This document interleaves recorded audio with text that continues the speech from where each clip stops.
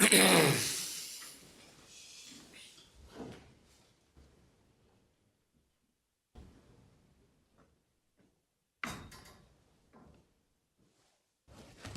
in the appeal, Akçil and others against Koza Ltd and another. Yes, Mr. Crowe. May it please you, my lady, my lords. I appear with Professor Briggs QC and Mr. Kaplan for the appellants, Koza Ltd and the former trustees, and my learned friend Lord Falconer is appearing with Mr. Atkins and Mr. Scott for the respondents. As I think you probably know, we have an agreed timetable, and I should stop troubling you at about 12:30. My friend will then have 2 hours and then half an hour for myself to reply.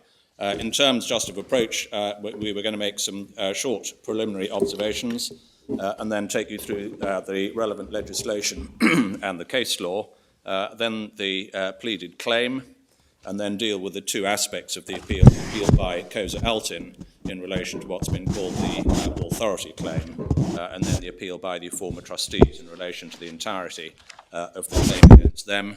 And then I will say almost nothing about making a reference, because I suspect nothing is as much assistance as you will need on deciding whether to make one. So far as the context is concerned, moving to the preliminary observations, as you will have seen from the papers, Section 303 of the English Companies Act confers on shareholders representing at least 5% of the paid-up capital of the company carrying the right to vote at general meetings are entitled to require directors to convene a meeting. If the directors fail to do so, Section 305 entitles the requisitionists to convene the meeting themselves, and as you will have seen from the papers, Koza Ltd, the Turkish company, my client, which holds more than 5% of the paid-up capital of the English company Koza Ltd, served a notice under Section 303 in July 2016, requiring a general meeting to be convened for considering the removal of the directors of Koza Ltd. The directors didn't convene a meeting, and so the step moved forward to Section 305, which entitles the requisitionists essentially to convene a meeting themselves if the directors fail to comply with their obligation under Section 303 to convene a meeting in response to a Section 303 notice. So the notice was served in Koza Ltd's name under Section 305 in August 2016, and that then prompted these proceedings in which essentially the claimants, my learned friends' clients, are saying that any resolution that might be proposed could not properly be put before the meeting. A resolution can only properly be moved at a meeting under Section 303 by virtue of 303(5) if it would be effective if passed. We haven't included in our efforts to burden you with as little unnecessary material as possible. We have managed not to include sections 303 and 305 in the authorities bundle. There are some hard copies if that would assist you. I know they're quoted in the judgment, so you may not need them. And nothing really turns on the detail, but just by way of context, learned friend has some hard copies if it would assist you, and those can be circulated later.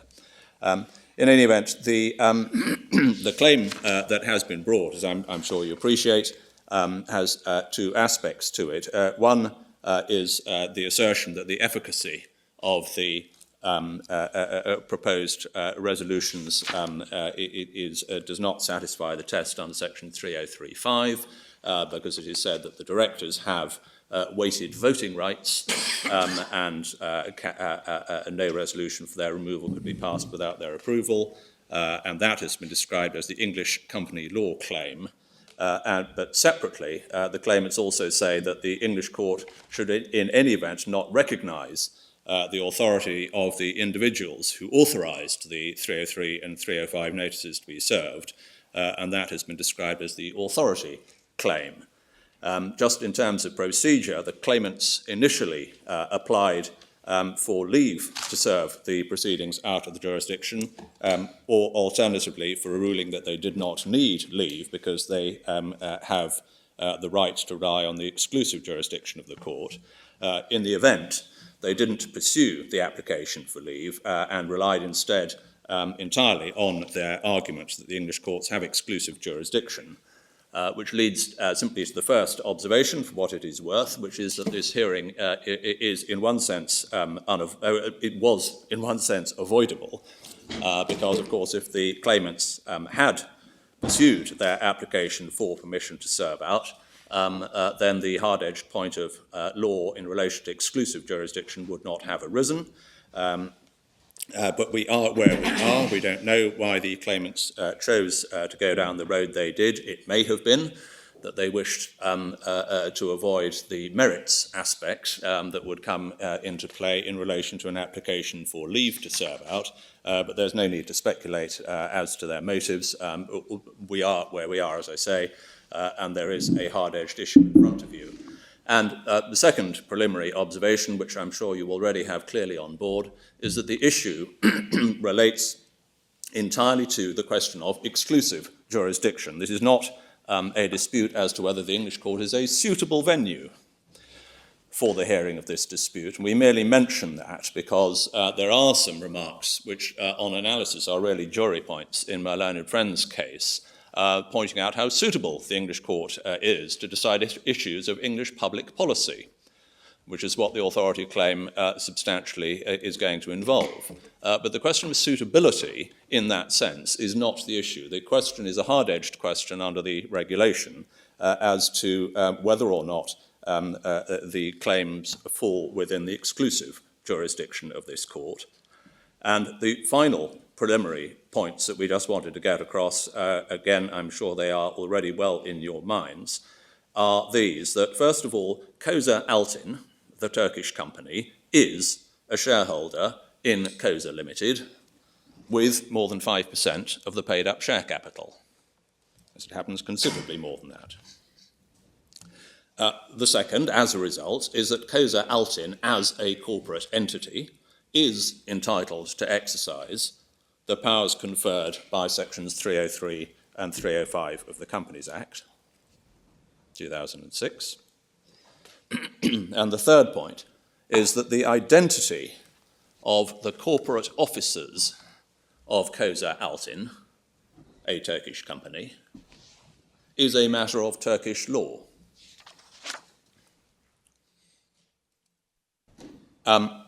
Those are the only preliminary remarks we wanted to make. Could I then take you to what is referred to as the recast regulation, which is going to be in Authorities Volume 1 at tab 3, or if you are working electronically, it's electronic page 452. And we wanted to pick up first just a few of the recitals which help to put the substantive provisions in context. So if we could look at electronic page 454, top left, recital 13, there must be a connection between proceedings to which this regulation applies and the territory of the member states. Accordingly, common rules of jurisdiction should in principle apply when the defendant is domiciled in a member state. A defendant not domiciled in a member state should in general be subject to the national rules of jurisdiction applicable in the territory of the member state of the court seized. However, in order to ensure the protection of consumers and employees, to safeguard the jurisdiction of the courts of the member states in situations where they have exclusive jurisdiction, and to respect the autonomy of the parties, certain rules of jurisdiction in this regulation should apply regardless of the defendant's domicile, and we are in that territory. So the rules on exclusive jurisdiction are an exception to the general approach in relation to defendants not domiciled in member states. And then recital 15 is also worth just pausing over. The rules of jurisdiction should be highly predictable and founded on the principle that jurisdiction is generally based on the defendant's domicile. Jurisdiction should always be available on this ground, save in a few well-defined situations in which the subject matter of the dispute or the autonomy of the parties warrants a different connecting factor. The domicile of a legal person must be defined autonomously, so as to make the common rules more transparent and avoid conflicts of jurisdiction. So the needs for high levels of predictability and the consequent ability to make well-informed judgments as to where proceedings can or need to be brought, in our submission are going to inform the debate between my learned friend and I as to what the correct approach in this kind of case actually is. And then recital 19, the autonomy of the parties to a contract, other than an insurance, consumer, or employment contract, where only limited autonomy to determine the courts having jurisdiction is allowed, should be respected. So the autonomy of the parties to a contract should be respected, subject to the exclusive grounds of jurisdiction laid down in this regulation. So exclusive jurisdiction is an exception to the contractual freedom of choice that otherwise prevails. And then if we can look in the substantive provisions on page 458, you get in section 1 the general provisions, article 4, subject to this regulation, persons domiciled in a member state shall, whatever their nationality, be sued in the courts of that member state. So that's the general rule, the starting point. Article 5.1, persons domiciled in a member state may be sued in the courts of another state only by virtue of the rules set out in sections 2 to 7 of this chapter, and Article 24, which is the one we're concerned with, is in section 6. So it's caught by that exception. And then, as you'll be aware, Article 6, if the defendant is not domiciled in a member state, the jurisdiction of the courts of each member state shall, subject to Articles 18, 21, and 24 and 25, be determined by the law of that member state. So that's the provision reflecting the recital we just saw a moment ago.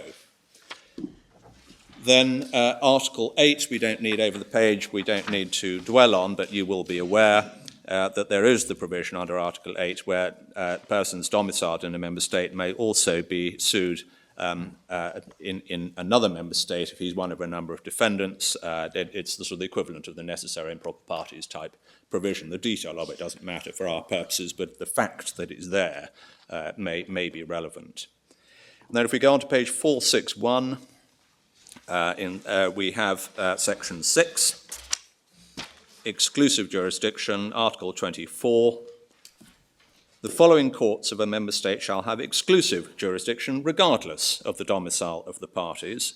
Paragraph 1 deals with proceedings which have as their object rights in rem, in immovable property, with which we are not directly concerned, although some of the case law deals with it, so it's worth just noting that.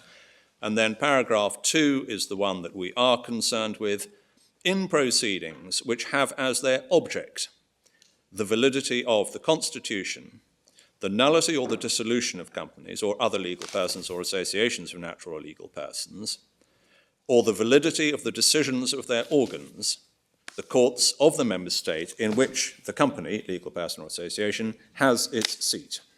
And in order to determine the seat, the court shall apply its rules of private international law. So that is the provision that you are called upon to construe.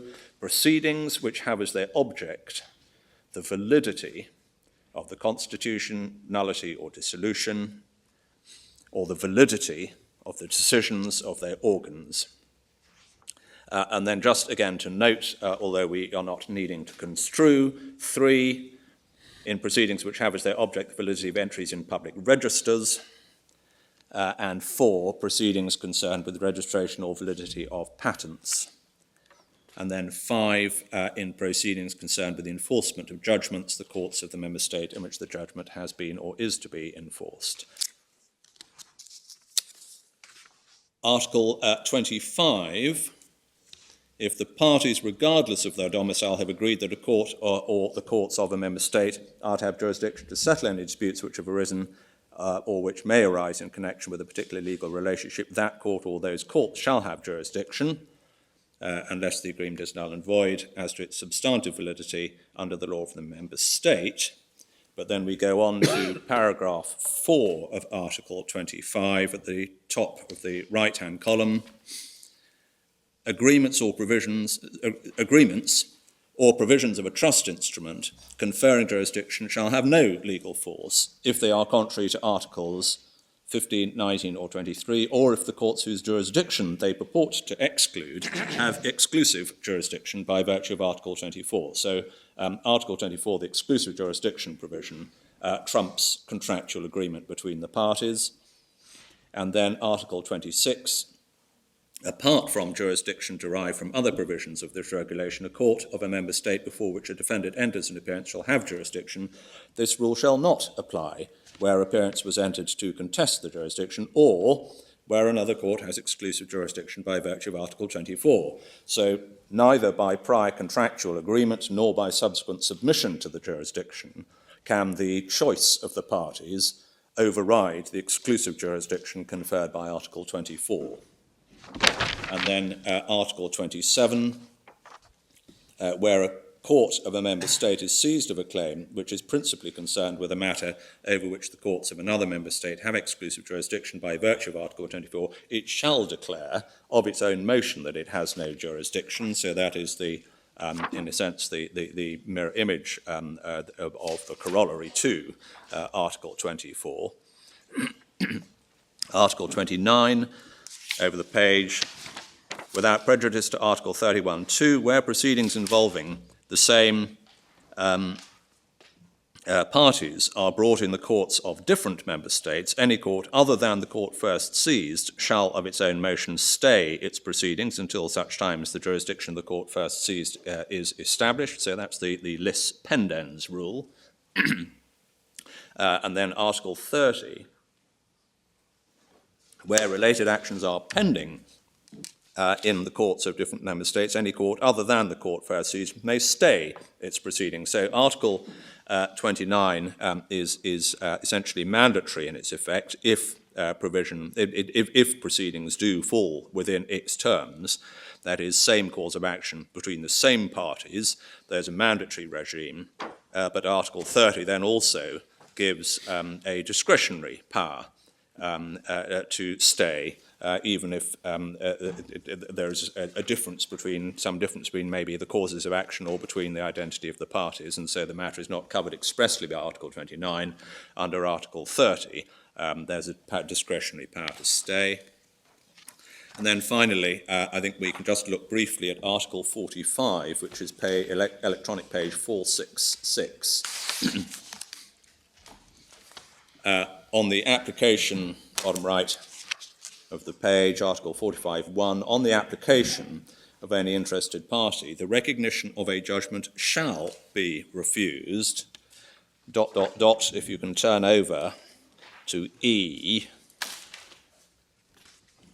left-hand column, if the judgment conflicts with ... little 2, section 6 of chapter 2, and that is Article 24. So there are two mechanisms under which the effectiveness of the exclusive jurisdiction clause is, in a sense, backed up. One is the renunciation of jurisdiction under Article 27, and the other is the refusal of recognition under Article 45. So that, I think, is enough just by way of introduction to the legislation, and what we would ask you to take from all of that, as you will have gathered from the emphasis I gave when reading, just a few propositions to enumerate them. First, the regulation is looking for predictability of outcomes. Secondly, obviously, the general rule is that jurisdiction is based on a defendant's domicile. Thirdly, that the exclusive jurisdiction rule in Article 24 is an exception to that general rule, so one would expect to see it construed narrowly. Fourth, as we have seen, the exclusive jurisdiction rule in Article 24 also overrides the party's own choice of jurisdiction, whether that choice is made, as I say, by prior contract or subsequent submission to the jurisdiction. And so for that additional reason, one would expect the exclusive jurisdiction clause to be construed narrowly. Fifth point, the exclusive jurisdiction rule in Article 24 is also a basis for, as we have just seen in Article 45, for refusing recognition of a judgment. And again, that is a yet further reason why one would expect to see both a high degree of predictability in the application of Article 24 and a restrictive approach to its scope.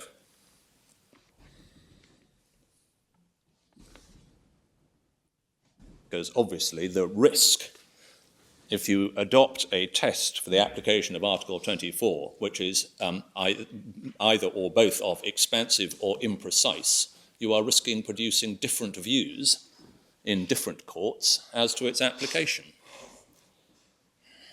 And that would be antithetical to the philosophy underlying the regulation. And the final point, sixth general point, is that we submit that it is relevant to note, as we did by looking at Article 8, the sort of necessary and proper parties provision, and, for example, Article 30, allowing for a stay if similar proceedings are proceeding in different jurisdictions, because there are, in a sense, mitigation mechanisms, if I can call them that, to mitigate any adverse consequences that might flow from having multiple proceedings in different jurisdictions, because there are those mitigation provisions under the regulation. That is another reason why you should not feel fearful about giving the exclusive jurisdiction clauses a restrictive interpretation. Because exclusive jurisdiction doesn't mean, well, the absence of exclusive jurisdiction doesn't mean that a court can't deal with a case. It simply means that it doesn't have exclusive jurisdiction to deal. Turning then to the case law, the approach we were going to offer is in three stages. Rather than wandering through the cases one after the other, we were going to start simply by listing to you what we invite you to take as the propositions of law. So I'm going to go through the propositions that we derive from the case law first. And then secondly, I will go as economically as we can through the European case law, which is obviously the relevant material, and then as swiftly as I can through the English case law, because of course that is not binding on you, being at this level, and in any event obviously can't override European case law.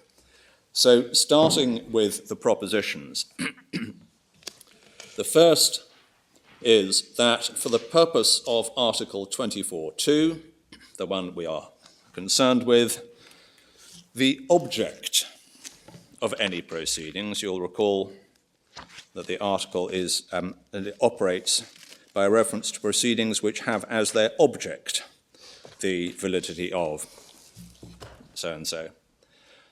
For those purposes, the object of any proceedings is ascertained by looking objectively at the subject matter of the proceedings, not looking subjectively at the motives or the purpose of the person bringing the claim.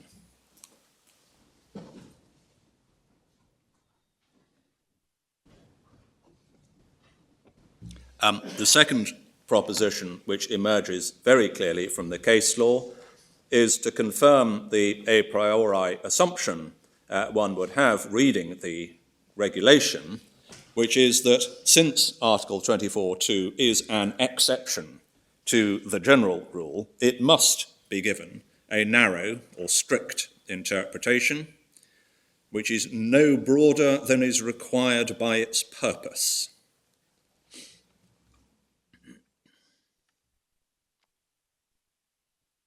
The third proposition is that the purpose of Article 24.2 is to guard against inconsistent rulings on substantive issues as to the matters covered in Article 24, that is, the existence of a company, the validity of its decisions.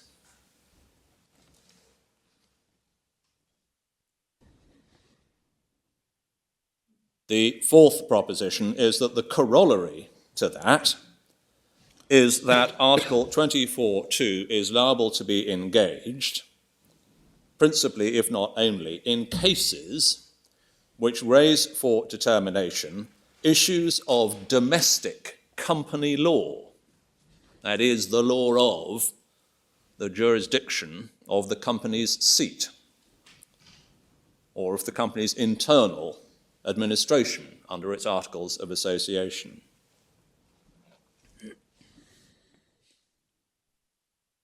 The fifth proposition is that the rationale for the rule under Article 24.2 is the greater proximity of the courts in the jurisdiction where the company is incorporated to the facts and the law which will be relevant in determining issues that fall within Article 24.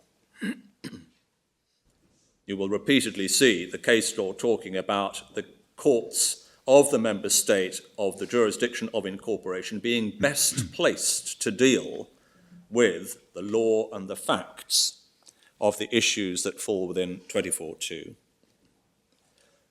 Sixth proposition is that the corollary to that rationale is that in any case where the facts which will need to be ascertained or the law that will need to be applied are not proximate to the courts of the member state where the company has its seat, then that is a powerful factor against Article 24.2 being held to apply.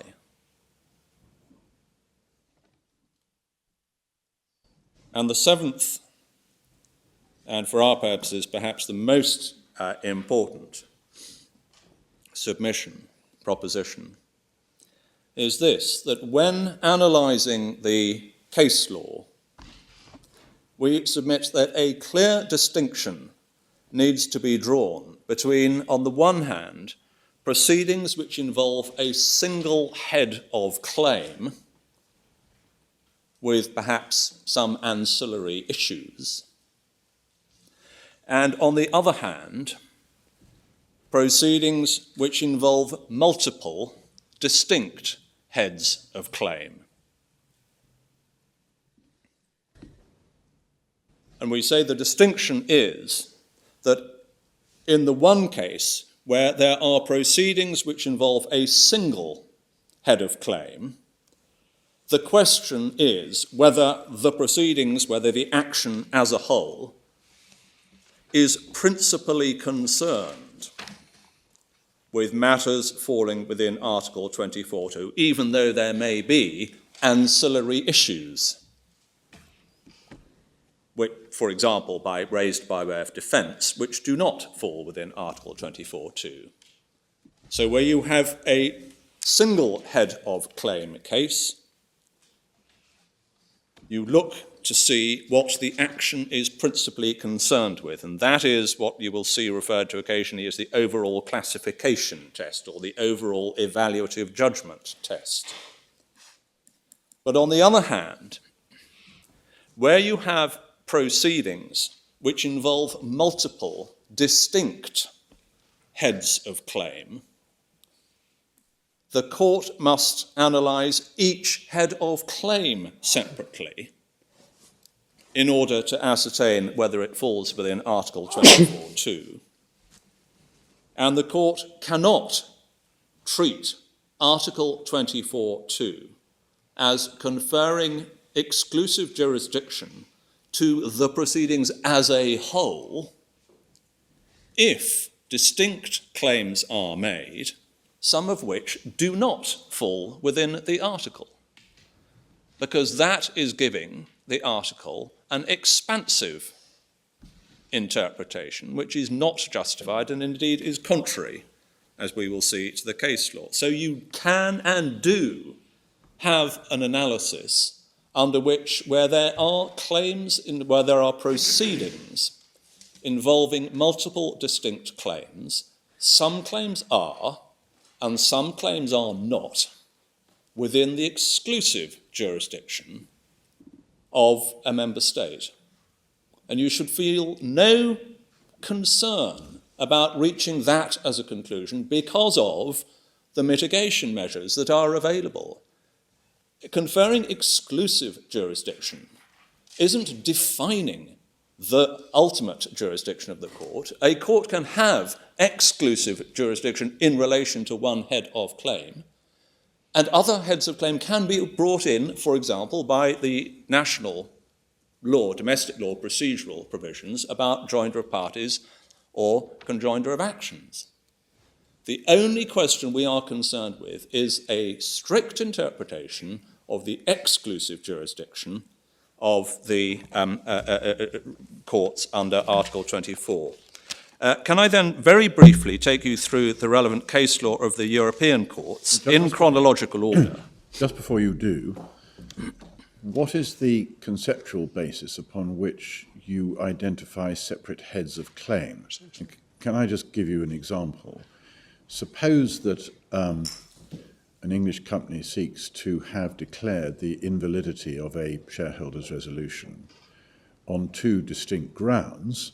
One, that on the true construction of the articles it required a special resolution and there was only a 51% majority. But two, on the ground that one of the shareholders lacked mental capacity to cast his vote, that took it even below 51, or even, well, it took it below 51% if his vote was excluded. Now, is the attack on the mental capacity of the individual shareholder a separate head of claim or a separate reason why the single claim is well-founded? Lord, I think it would be arrogant of me to pretend that I could come up with a sort of blueprint answer to that. But the route for arriving at the answer will involve, first of all, an analysis of the remedy that is actually being sought, and secondly, the legal basis for the remedy. If the remedy that is being sought is a declaration that an act, a decision by a corporate entity is invalid, that looks strongly like it is a head of claim falling within Article 24(2). And if there are different elements that may contribute towards that conclusion, in that situation, the court may need to take the overall evaluative judgment as to what the proceedings are principally concerned with. So I think part of the answer is going to be by reference to, first, the remedy that is sought, and secondly, by reference, which are often closely related, secondly, by reference to the jurisprudential nature of the analysis. What is the law that is being analysed and applied in order to reach that conclusion? So what would your answer be in my example? In your Lordship's example, if the validity, if the relief being sought was a declaration as to the invalidity of a decision, then a priori one would imagine that would be covered by Article 24(2), and that would encompass the mental capacity issue. My Lord,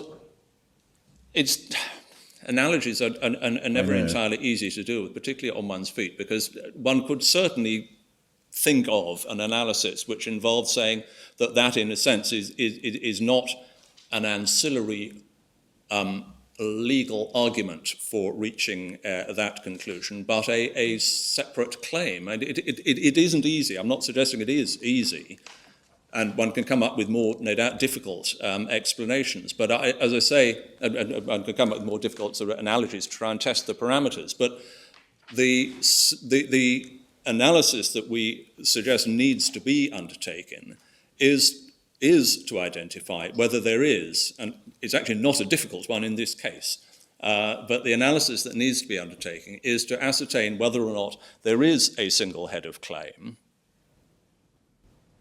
or there are multiple claims.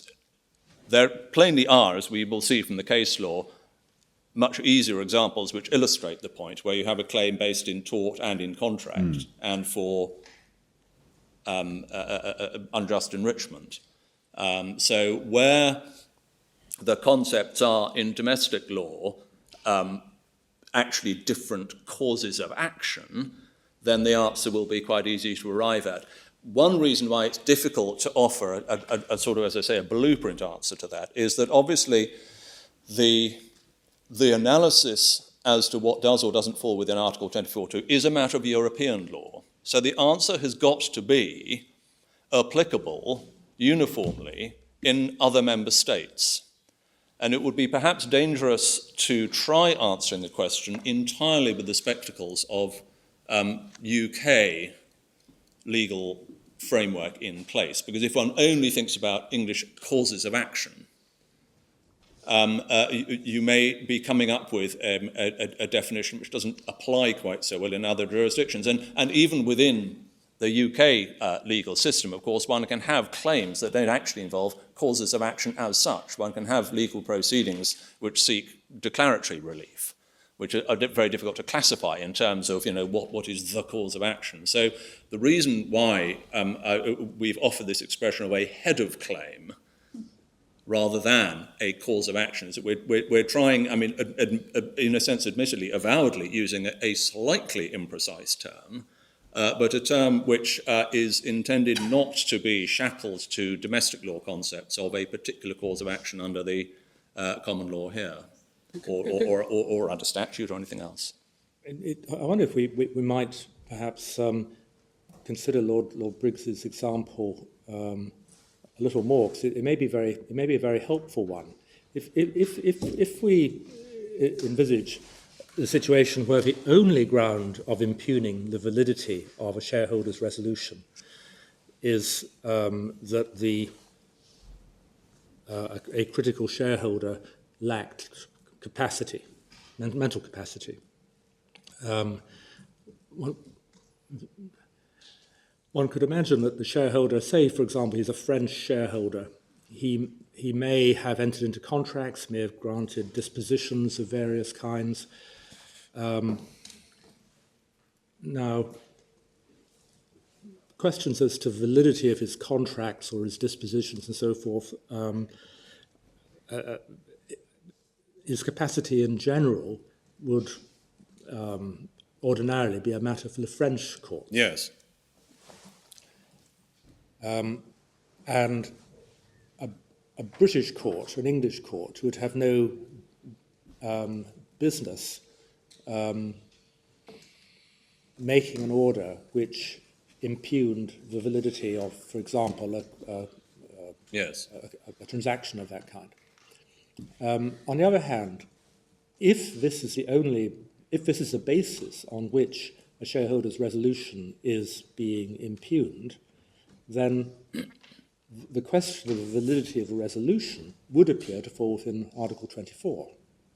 As a matter of form, it would, but the analysis that Article 24 requires the court to undertake is to consider the subject matter of the action, and we would suggest that that doesn't lend itself to a purely formalistic answer. If in fact the subject matter in terms of the facts and the law are going to involve facts relating to mental capacity and nothing else, and French law on capacity to contract then there would be a powerful argument for saying that Article 24 would not apply in that situation, because although the remedy, the consequence of the ruling, the occasion, so to speak, for that issue being debated, is a remedy which goes to the exercise of a voting right or whatever it is in an English company. If in fact the subject matter is entirely outside Article 24.2, then none of the policy reasons for applying 24.2 would apply, because as we'll see from the case law, it talks about the proximity of the courts of the jurisdiction in which the company has its seat being best placed to resolve the legal and factual issues that arise in relation to questions of the validity of a company's existence in its decisions. And if those policy considerations don't apply, that's a powerful indicator for saying that the exclusive jurisdiction doesn't apply. So you would say that the fact that the relief sought is a declaration of invalidity of a resolution is not necessarily sufficient. It's not determinative, no. No. And even if the court were to confine itself strictly to the question of his capacity in respect of the resolution, so as to avoid any wider implications which might conceivably be inconsistent with the conclusions that a French court might reach if some other transaction were to be impugned in France, you would say that's not enough. You're really... Well, it's certainly not necessarily enough, because, as we would submit, the analysis must look at what is the subject matter of the claim, which means the facts and the law that needs to be considered. As I say, if we are just looking at a question where mental capacity of a French person is the issue, that an attempt to sort of, so to speak, design exclusive jurisdiction by trying to construct the declaration solely by reference to his voting capacity in an English company wouldn't necessarily do the trick, because the subject matter, the facts that would need to be explored and the law that would need to be applied could quite possibly be exclusively matters of French and not French contractual law, let us say, rather than questions of English company law. It's a bit like the Webb and Webb analysis at that stage, although the other way around.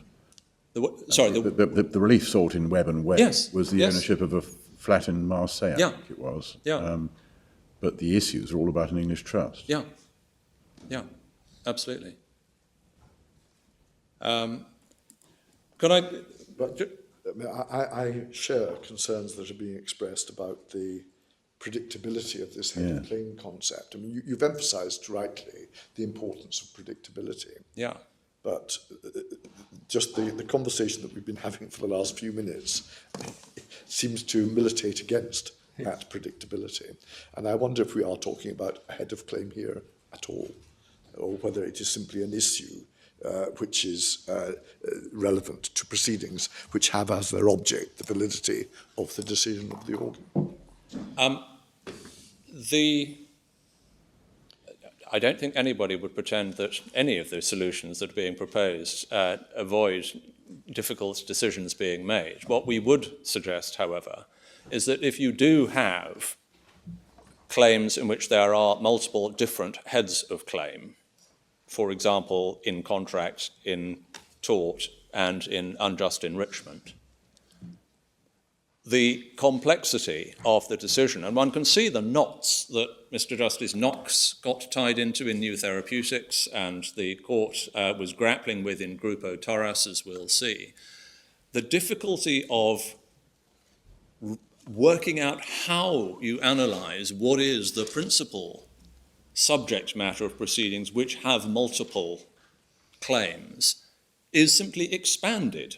I'm not suggesting our answer produces no problems, but I am suggesting, and we are in our submission entitled to urge strongly, that it very significantly minimises the areas of disputation and complication.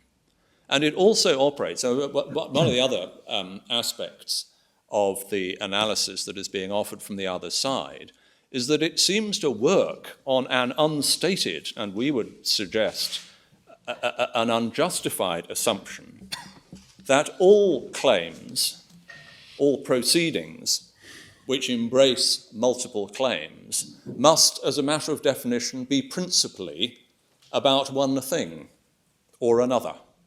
And in our submission, that is not necessarily true. You can quite easily, as a matter of concept, have proceedings with multiple heads of claim which are not principally about any one thing. And that kind of situation again illustrates when we get to, for example, the case of Schmidt. One can see cases in which the court will say there are separate heads of claim here, neither one is principal to the other. You cannot conceptually then come to a sound conclusion by proposing an overall evaluative judgment, trying to bundle up multiple claims into a single bracket and say it is principally either within or without 24(2). Although principally concerned with is a concept which is within the regulation itself. Well, only in Article 27. I appreciate that, but it's... It is, but again, that doesn't mean that you have to work out. Article 27 is an if provision, in the sense that if a court is faced with a claim which is principally about something, then Article 27 tells you what you have to do about it. It doesn't presume that all claims are necessarily principally about any one thing. And in our submission, it is just, as a matter of principle, it is wrong to suggest that that is necessarily the case. So if you had within single proceedings, I'm thinking of your, I'm sorry about the time. No, not at all. It's the point of the exercise. Your English company law point, and let's say a company law point about the parent company in Greece. Does that lead to the conclusion that you don't split the proceedings up and send each to a place of exclusive jurisdiction? You just assume that Article 24 just doesn't apply to the proceedings, and then you apply the conventional tests? Yes, that may be the outcome. Or you may adopt the approach that was taken in Schmidt and say one head of claim is within Article 24, the other head of claim isn't and is therefore not in the exclusive jurisdiction of the court, but rules of domestic law and procedure may allow the claims to be conjoined. What Article 24 directs us to is whether the proceedings have as their object the validity of, for example, the decision of the organ of the company. Yeah. Now, in any case in which the validity is challenged, there's going to be a ground of challenge. And we've been discussing one possible ground of challenge of a shareholder's resolution, namely that the shareholder lacked mental capacity. Yeah. The ground of challenge to validity is separate conceptually from the question of validity itself. Indeed. And what 24.2, if 24.2 applies if the proceedings have as their object the validity of the decision, one might have thought that a plain reading of that would apply it to proceedings irrespective of the particular ground on which validity was challenged. Yes, well, that was certainly an argument that was run, I think, in New Therapeutics, by reference to the English language version. And the one outcome that we certainly wouldn't argue with is that that is actually not the right interpretation. Article 24.2 doesn't say that only the courts of the member state where the company has its seat can give a ruling ever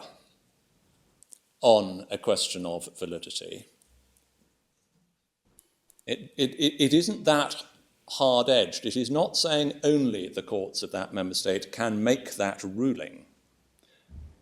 What it is saying is that if the subject matter of the action is concerned with validity, only the courts of that member state have jurisdiction.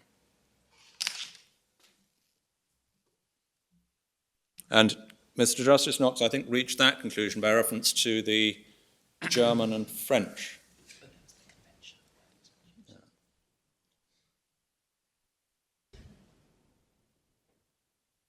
Because,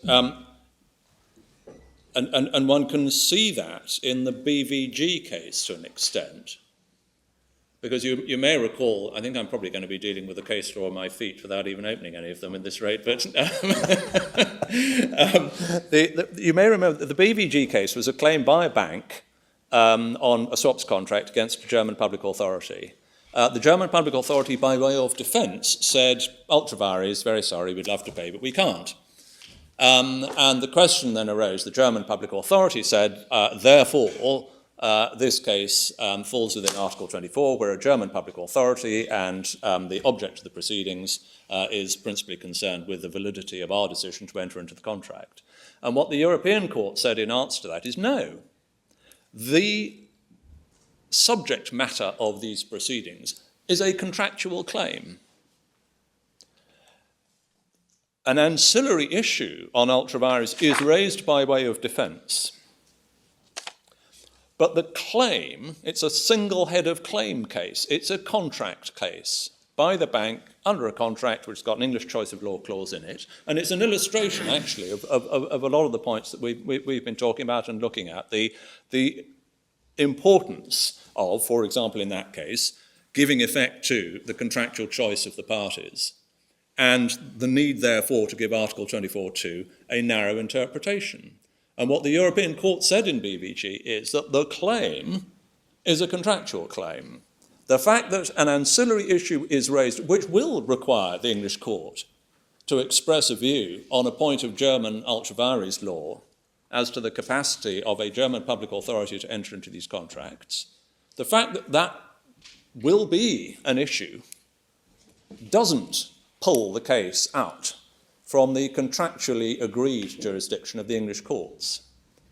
So it is the case that Article 24 does not have the effect of meaning that only the courts of the member state of incorporation are capable of expressing a view or even ruling on the validity of something relating to a decision of the company or even the existence of a company potentially. But the exercise requires the court to look at what the subject matter of the action is and whether a question of validity, for example, is merely ancillary, raised in that case by way of defence. I think that also helps to answer. Yes, thank you for answering that, my question. We'd better let you develop your argument. Well, I think I am developing it, but perhaps in a less structured way than I might have wished. Just to go through very quickly the European case law, we have first in time Calfelis, which is in volume 2 of the authorities bundle, at tab 21. And this was another dispute with a bank. A customer has undertaken futures trading through the bank, resulting in a total loss. The customer then sued both the German and Luxembourg incarnations of the bank, but brought the proceedings in Germany. And the proceedings here were multiple. They were in tort, but also in contract and in unjust enrichment. And the question then arose as to the question whether the German court had jurisdiction. And a number of questions were raised. It's really only the second half of the second question that's relevant, which is whether Article 5.3, this wasn't an Article 24, too many variants. This wasn't an Article 24 case, it was an Article 5 case, but one sees the concept of what a restrictive interpretation of the special jurisdictions being the exceptions to the general rule, how they work, and what a restrictive interpretation means. So if we can just look very quickly, if we go, the case starts at page 900, it's Authorities tab 21. The judgment, if we can pick it up at page 903, it's question, that gives you the questions referred. It's question 2b. Does Article 5.3 of the Convention as it was then confer in respect of an action based on tort and contract and unjust enrichment accessory jurisdiction on account of factual connection, even in respect of claims not based on tort? So so that we're all on the same page, Article 5.3, as it then was the special jurisdiction in relation to tort claims, which is one of the exceptions to the general rule. The general rule, you get sued where you're domiciled. Under Article 5.3, as it then was, you could be sued in another member state in matters relating to tort, delict, or quasi-delict in the courts for the place where the harmful event occurred. So the question was, if there is tortious jurisdiction under 5.3, but the claim is also brought in contract and for unjust enrichment, can you pull the contract and the unjust enrichment claim into the jurisdiction of the court that's given jurisdiction under Article 5.3? The answers to that start on page 905, where the court is dealing with the second question, and as usual, it paraphrases the questions it's asked in para 14, and then over the page, paragraph 16, it says, since we're talking about a convention rule, these concepts of tort, delict, and quasi-delict have to be given an autonomous meaning. And then in 17, in order to ensure uniformity in all the member states, must be recognised the concept of matters relating to tort, delict, and quasi-delict cover all actions which seek to establish the liability of a defendant which are not related to a contract, It must therefore be stated in reply to the first part of the second question that the term matters relating to tort, delict, and so on must be regarded as an independent concept. And then materially in para 19, with respect to the second part of the question, it must be observed, as already indicated above, that the special jurisdictions enumerated in Articles 5 and 6, and we would add now in Article 24, constitute derogations from the principle that jurisdiction is vested in the courts of the state where the defendant is domiciled, and as such must be interpreted restrictively. It must therefore be recognised that a court which has jurisdiction under Article 5.3 over an action, insofar as it is based on tort or delict, does not have jurisdiction over that action, insofar as it is not so based. So you get, this is an incredibly important starting point for the analysis. The special jurisdictions, that is, the jurisdictions which are exceptions to the general rule that the defendant gets sued in his state of domicile, the exceptions operate in a way that does not pull into the exclusive jurisdiction of the court in respect of a special jurisdiction, claims which are not within the terms of that special jurisdiction. So you can and do end up with an operation of the regulation under which some claims are and some claims are not within the same proceedings caught by the terms of the special jurisdiction clauses. And then over the page, pages 20 and 21, paragraphs 20 and 21, they point out the point that I have made, that while it's true that disadvantages arise from different aspects of the same dispute being adjudicated upon in different courts, it must be pointed out, on the one hand, that a plaintiff is always entitled to bring this action in its entirety before the courts or for the domicile of the defendant, and on the other, that what was then Article 22 allows the court, well now 30, allows the court first seized in certain circumstances to hear the case in its entirety, provided that there is a connection between the actions brought before the different courts. And so they answer the question quite clearly in those terms, and that, in our submission, is an important starting point in illustrating how the special jurisdiction clauses operate and what is meant when one says restrictive interpretation. It can lead to different claims within the same proceedings, some falling in and some falling out of the special jurisdiction. And one then sees that applied in Hassett, which is tab 19 in the same bundle, or electronic page 873. And Hassett, as you may recall, was a reference that arose from proceedings in Ireland. The claimants had sued various health authorities there. The health authorities had joined the doctors as third parties, and the doctors had then sought an indemnity from the Medical Defence Union. The Medical Defence Union had refused to pay up, the MDU being an English company.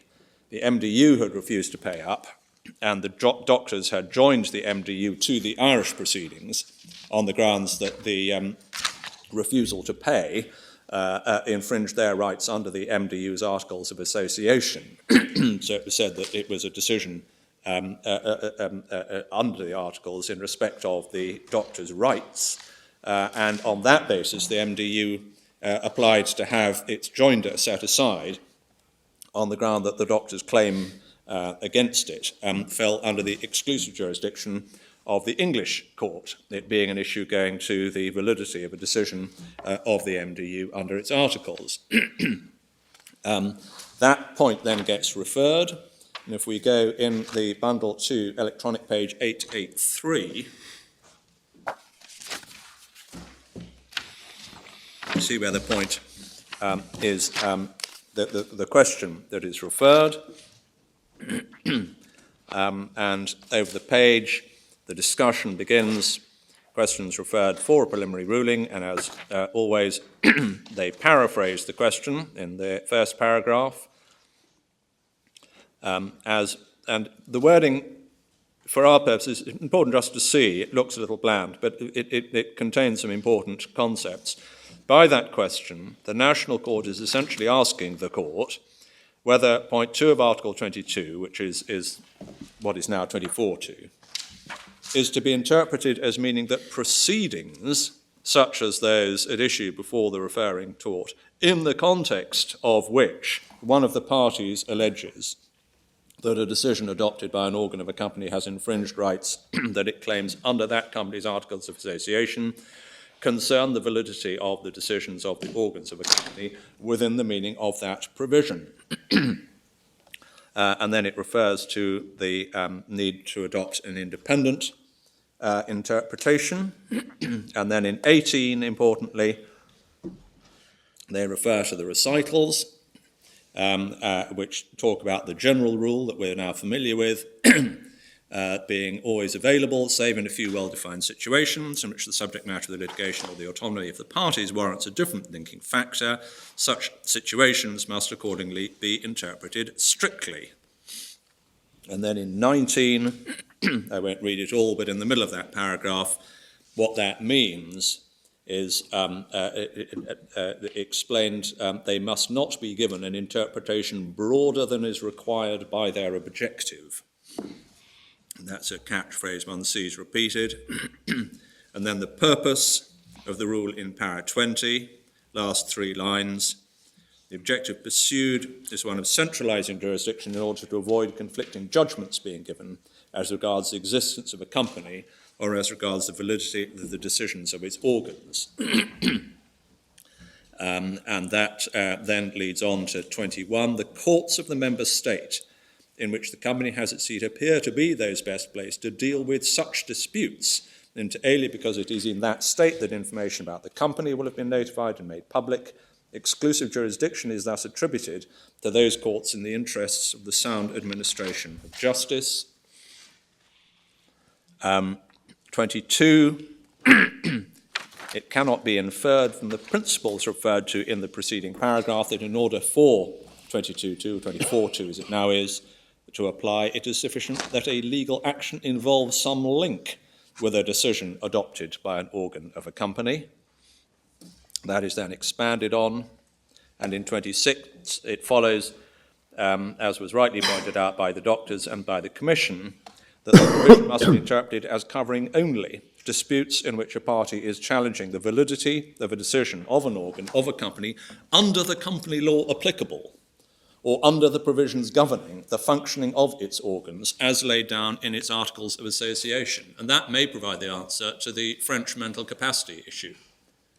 If the challenge to the validity of a decision is not being made under the company law applicable, but under the law of French mental capacity, then it is not within Article 24.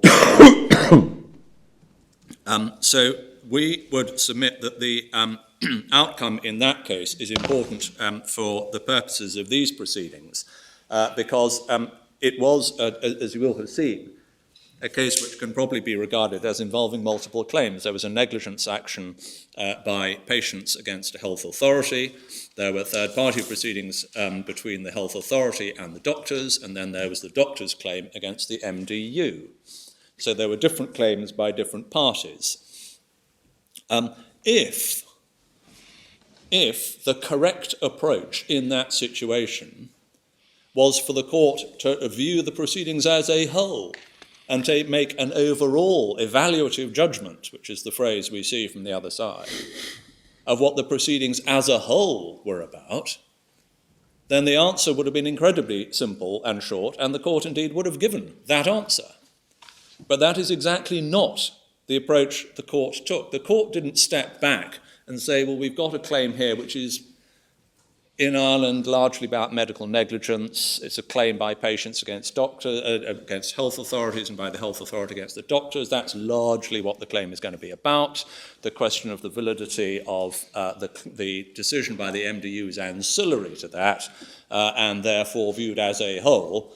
The overall evaluation is that it's not a claim in Article 22.2 as it then was. That's not what the court did. Because it was a multiple distinct claim case, the court looked at the claim which was said to engage Article 22.2 and see whether it fell within the exclusive jurisdiction of the court. And in our submission, that follows logically from the approach in Calfellis, that where you are looking at the operation of the special jurisdictions, which are the exceptions to the general rule under the Convention, the regulation as it now is, then you have to look at each head of claim separately and not step back and make some slightly fuzzy, impressionistic evaluation of what the proceedings all jumbled up together look like, or can be said principally to be about. It's simply not an exercise the court undertook. But is that a necessary conclusion of the ratio of this of the Hassett case? Because there you have, as you rightly say, a case in which there were lots of parties and lots of different issues, and one of the issues was said to be one which attracted exclusive jurisdiction. So they look at that issue and say, well, it doesn't. So there was nothing in the proceedings which attracted exclusive jurisdiction. It wasn't a case of saying, well, there was one bit that did and other bits that didn't. You had to take a holistic view. But, my Lord, with the greatest respect, if the correct approach was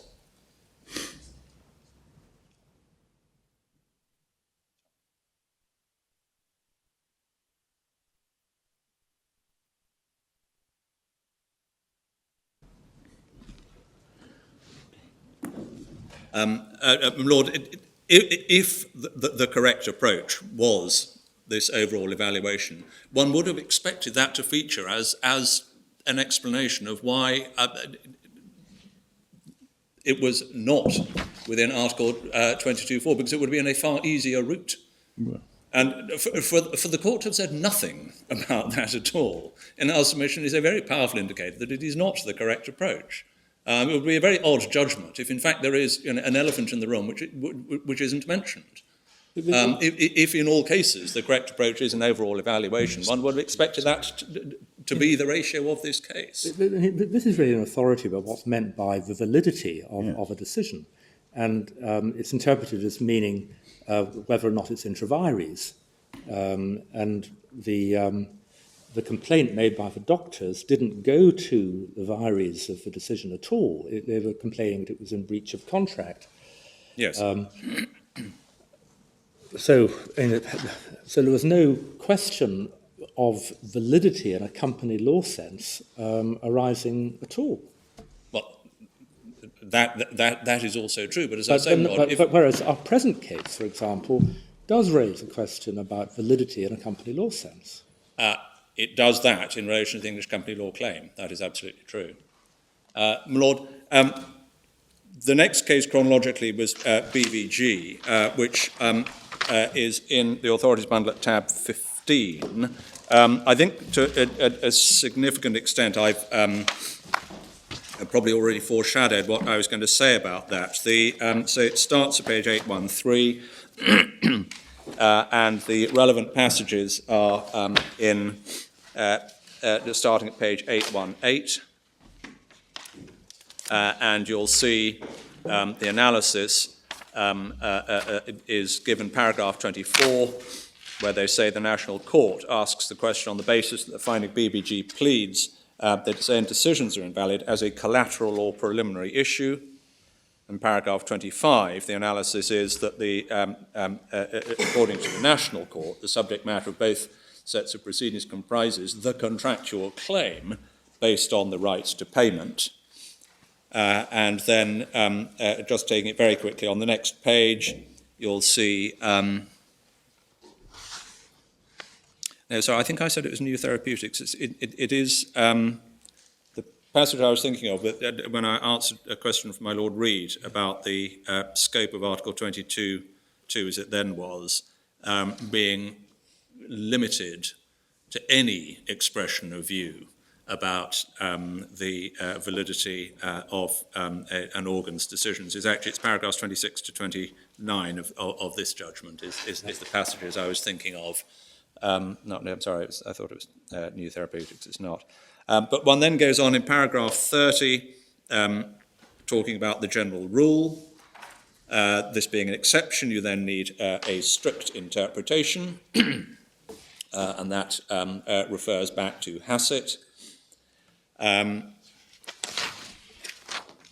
over the page, we get again the idea that a strict interpretation, paragraph 32, can't go beyond what is required by the objectives pursued, and that resonates with what we've already seen. And then 36, again, the point that the rationale for conferring exclusive jurisdiction is that the courts of the member state of incorporation are best placed to adjudicate upon disputes falling to them because there is a particularly close link between those disputes and the member state. And then in 38, they say, however, in a dispute of a contractual nature, questions relating to the contract's validity, interpretation, or enforceability at the heart, question relating to the validity of decision to conclude the contract taken previously by organs run the company must be considered ancillary. And then again, the passages between 40 and 44 cite again Hassett repeatedly and talk about the objective of the proceedings of the rule. Being to centralise jurisdiction to adjudicate on disputes concerning the existence of a company or the validity of the decisions of its organs. That is entirely of a piece with the propositions that we've offered as to the correct approach. And what we submit is that what you get there from BBG is a repeated citation of Hassett, which is the situation you get where there are multiple claims within one set of proceedings, contrasted with the approach in BVG, where there is a single claim, a contractual claim, and a question of varies is raised as an ancillary issue by way of defence. And then if we get Schmidt quickly, which is tab 22 in the same bundle, page 909, this was the case involving a father who lived in Austria, gifting real property in Vienna to his daughter, the daughter living in Germany. It then subsequently emerged that the father had mental health issues, which led to the appointment of a guardian, and the guardian sought to rescind the gift of land, and secondly, to rectify the land register in Austria. And the question arose as to whether both of those claims, to rescind the land the gift of land and to rectify the register were or were not within Article 24.1, which is the one dealing with rights in rem in relation to real property. And if we pick up the Advocate General's opinion at page 918, we have here at the bottom of the page, AG 33, the dispute in the main proceedings has two distinct aspects, being the claim to rescission and the claim to rectification. The observation at 35 at the top of the page that the rule must be construed narrowly, and the observation in 37, AG 37, for the rationale being proximity, as we've seen, and then after the italicised quote, if, on the other hand, this proximity to immovable property does not play any role in determining the dispute, this argues against exclusive jurisdiction. And it's pointed out that there plainly is an extremely close link between, on the one hand, the claim to rescind the gift, and on the other hand, rectification of the land register, which is essentially just a consequence of success in relation to rescission of the gift.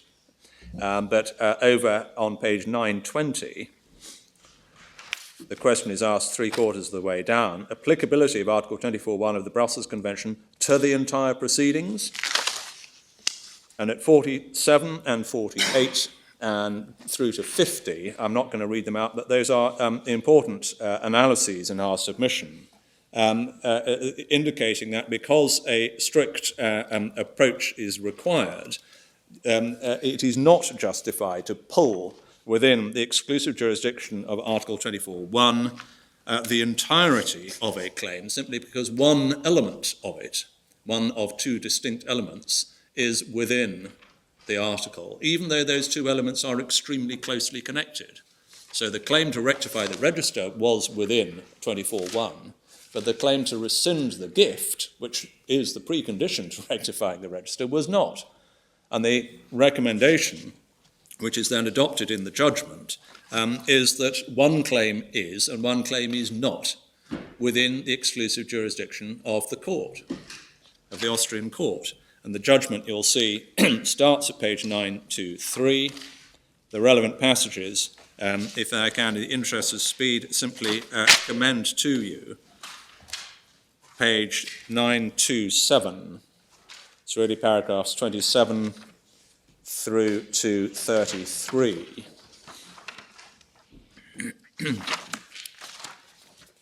And paragraphs 40 to 43.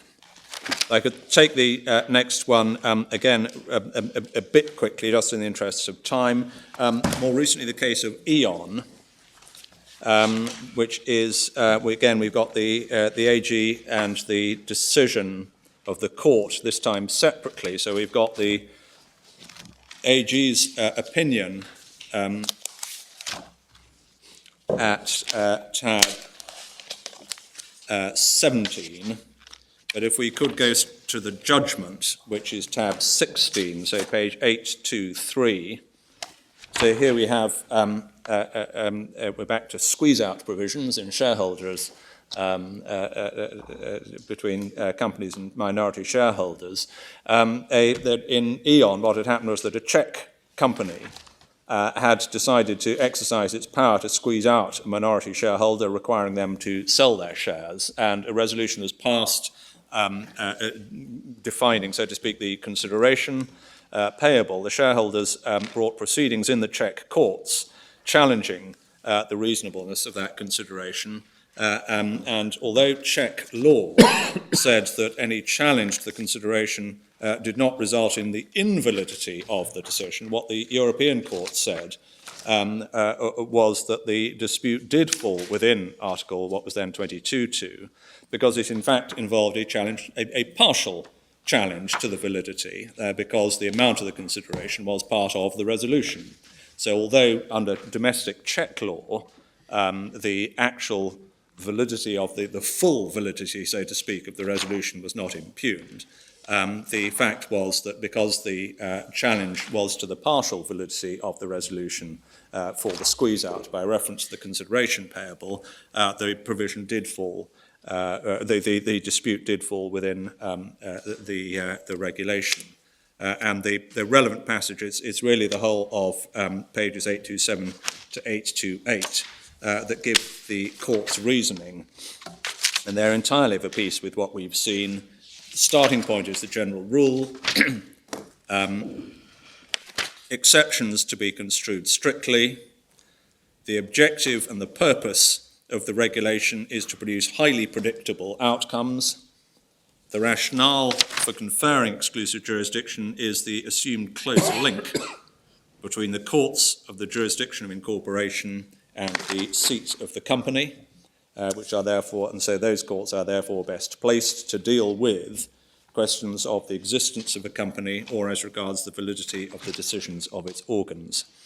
So on that basis, it held that since the dispute in that case was a dispute in relation to a Czech company under Czech law, involving, as it happens, the Czech language, and it did involve a close link with the jurisdiction of the Czech court in relation to a Czech company, raising Czech law issues, as I say, in relation to the partial validity of the resolution to squeeze out, that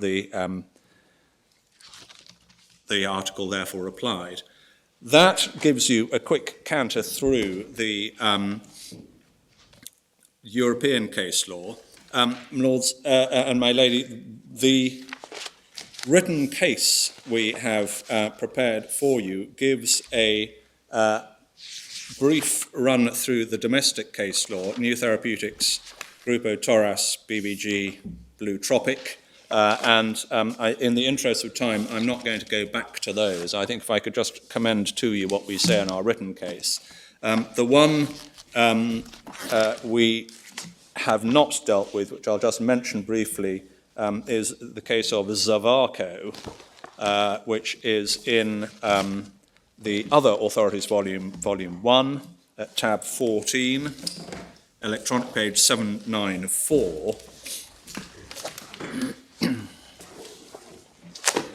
And Malone and Friends says this is irrelevant because it deals with a Section 303 case. As it happens, a shareholder in an English company served notice under Section 303 requiring a general meeting to be called.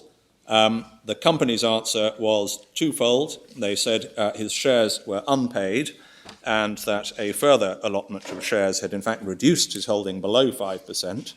So the company said he didn't have locus standi. The shareholder brought proceedings in England for a declaration that he had served a valid Section 303 notice, and he sought, and separate proceedings for rectification of the register. And the company issued proceedings in Malaysia and applied to stay the English proceedings on the ground that the controlling shareholder, I think, was out there. And the question was whether or not the claim was covered by Article 24.2, and separately whether a stay should be granted. The decision was that both aspects of the claim fell within Article 24.2.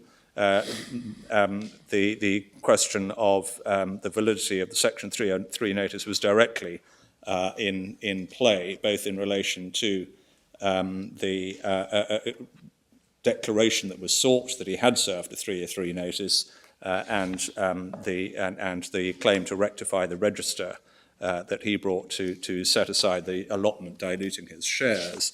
And I don't think the case law the decision adds anything to the case law, but it is helpful, at least in this respect. If you look at page 805, where the learned judge is discussing at paragraph 23 the BVG case, and towards the end of paragraph 24, the letter G, he makes the observation, it's clear that the decision was not based on any overall evaluation of multiple claims of issues, but simply on the basis that the plea of corporate invalidity was a collateral or preliminary issue in a claim relating to a contract. And in our submission, that is a correct analysis of the BVG decision, and it contrasts with the situation in relation to claims where you have proceedings where you have multiple heads of claim. So with that, if I could then just take you very briefly, that's enough on the law, if I can very briefly take you through the pleading, just to remind you what the claim actually looks like. And it will be convenient to do this rapidly, and it may be convenient to do it by reference to the amended particulars of claim. I think permission has not yet been granted, but this is obviously the claim that the claimants would wish to have resolved by the English courts. And one can see from the red what may ultimately be there, one can see from the black what is already in play. So Appendix Part 2, internal page 24, electronic page 329.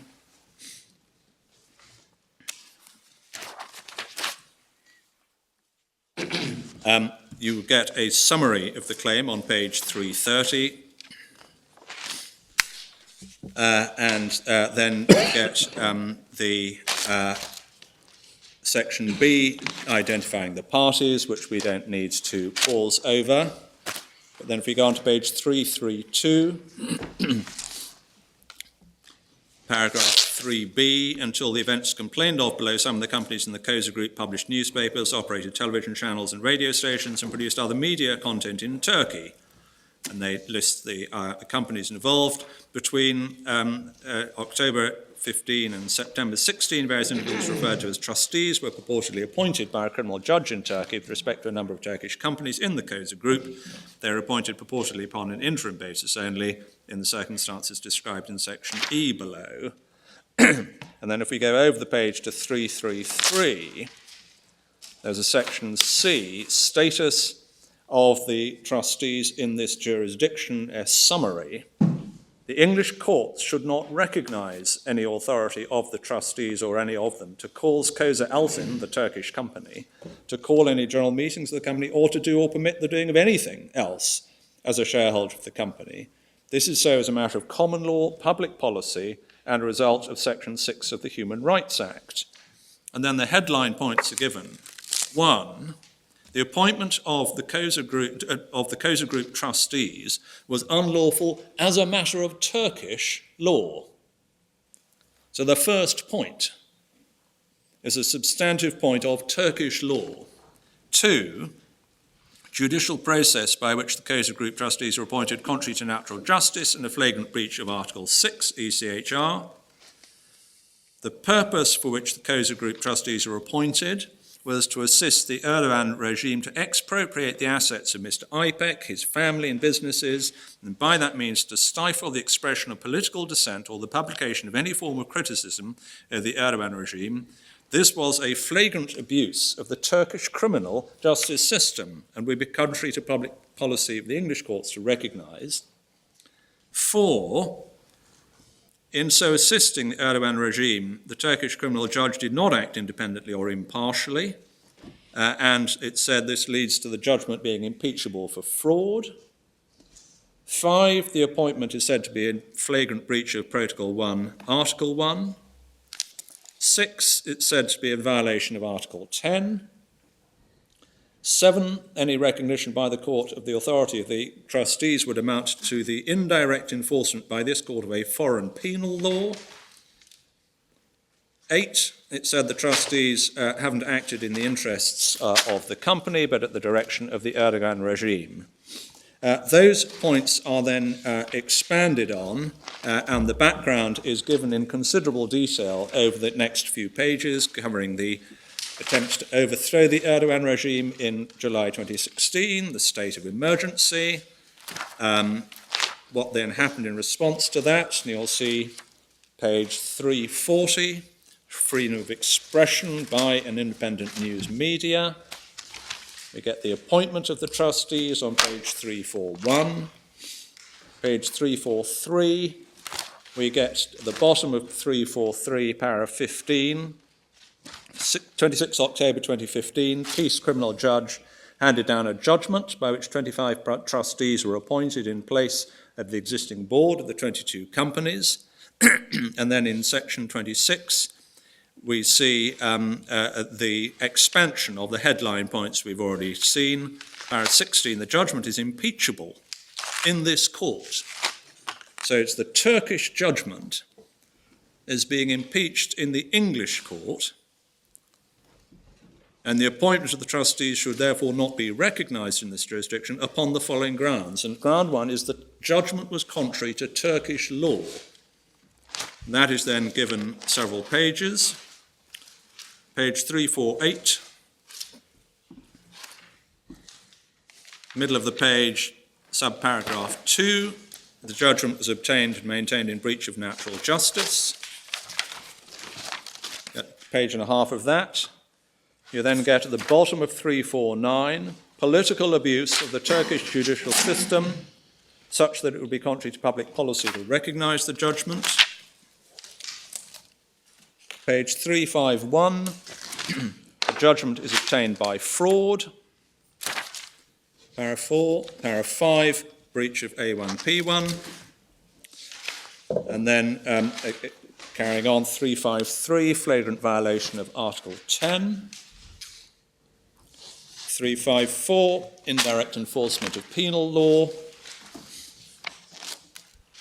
And on, and we get to the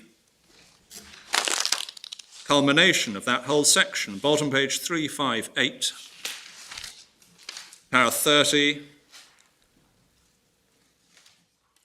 Trustees are shown, last 5 lines, no interest in the company's business, not capable of carrying it on.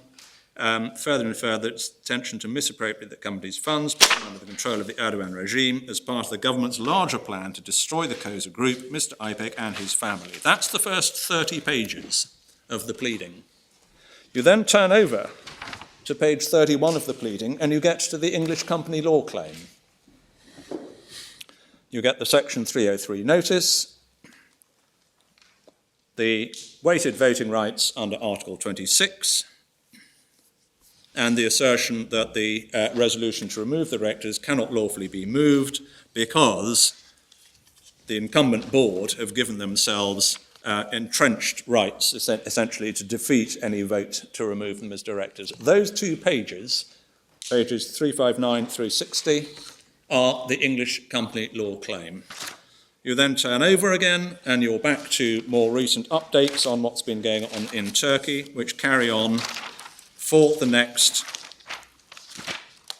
10 pages or so. And one then gets to the relief at paragraph 45 on page 368.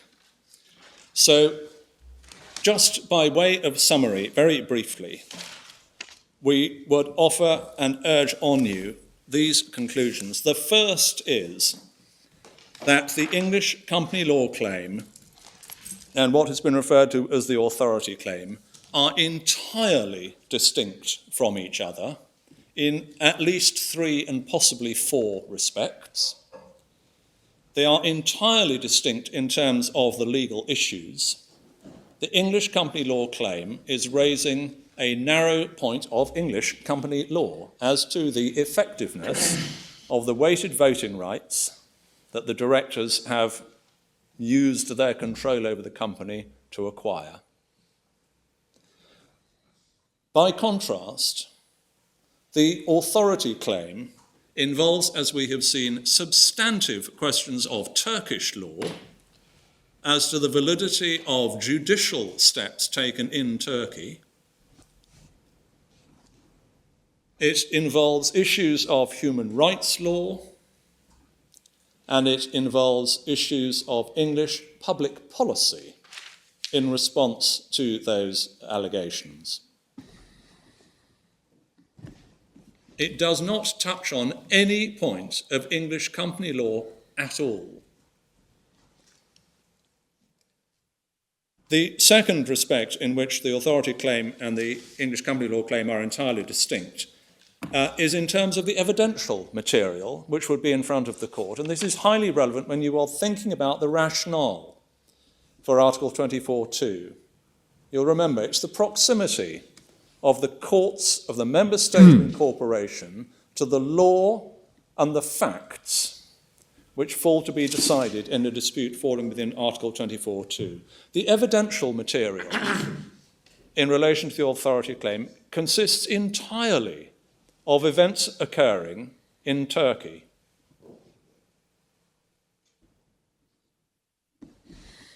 Indeed, events covering several years since the end of 2013. It is an invitation to the English court to conduct effectively a roving inquiry into the state of the freedom of the press, freedom of speech, and the rule of law in Turkey over the last 4 or so years. Nothing to do with facts which are proximate to the English courts. Third point is that the relief that is sought is entirely distinct. We finished with paragraph 45. And you'll see that in relation to the English company law claim, a declaration is sought that the Section 303 notice and hence the 305 notice were ineffective. And insofar as necessary, appropriate, an injunction to restrain Koza Ltd from holding or purporting to hold a further meeting pursuant to the 303 notice. That's the English company law relief. Invalidity of the notices, restraints on any general meetings held pursuant to them. 45.3 and 4 are the authority claim relief, a declaration that the English courts do not recognise any authority of the trustees, SDIF and the SDIF appointees, or any of them, to cause Koza Ltd to call any general meetings of the company or to do or permit the doing of anything else as a shareholder of the company. That is, I passed over, SDIF, as you may have picked up from the papers, is the English translation of what in Turkish is the TMSF, which is the seventh defendant. It's the public authority in Turkey which has the power to appoint trustees.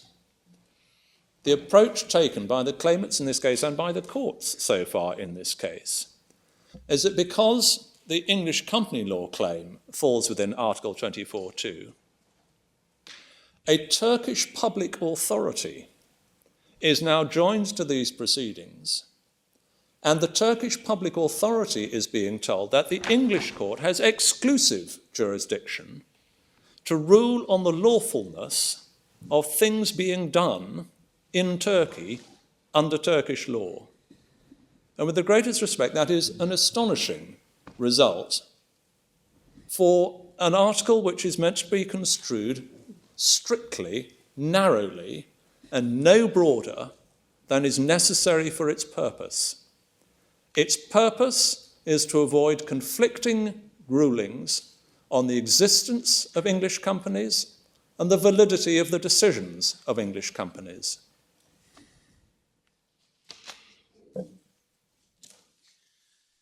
The final difference it may also be that it has always been the respondent's own case that actually the parties to the two claims are separate. They have said in the courts below that the English company law claim is a claim against Koza Ltd because Koza Ltd is the shareholder, and that the authority claim, they say, is a claim against the trustees, so the former trustees, the current trustees, the SDIF, because they are the ones purporting to act, or purporting to have authority to cause Koza Ltd to act.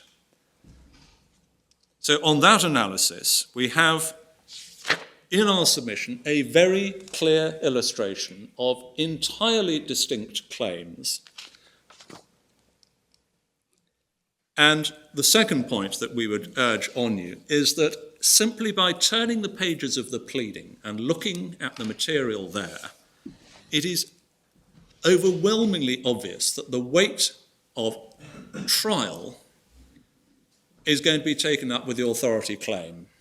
We'll make of that what we will in a moment, but just as a starting point, in our submission, it cannot be disputed that the English company law claim may take half a day, maybe a day. If those issues that you have seen in the authority claim are tried out in English court, it will take weeks or months. We will have geopolitical experts. We will have experts on Turkish law. The balance between the two is, in our submission, hugely weighted towards the authority claim. Now, if we then, taking all that on board, just turn to the actual points in the appeal in relation to the authority claim, we say that the Court of Appeal, in assessing the application of Article 24.2, made essentially two errors. Excuse me. They made an error of law because they failed to recognise that in proceedings which involve distinct claims, each claim must, as a matter of European law, be analysed separately in order to determine whether Article 24.2 applies to each distinct claim. And they made, secondly, an error of analysis, in that they regarded the English company law claim and the authority claim as they put it, inextricably linked. And in terms of applying what should have been the European law approach, that, in our submission, is wrong. If one just looks very quickly at the Court of Appeal judgment, so in the core volume, at page 164, Appendix Part 1,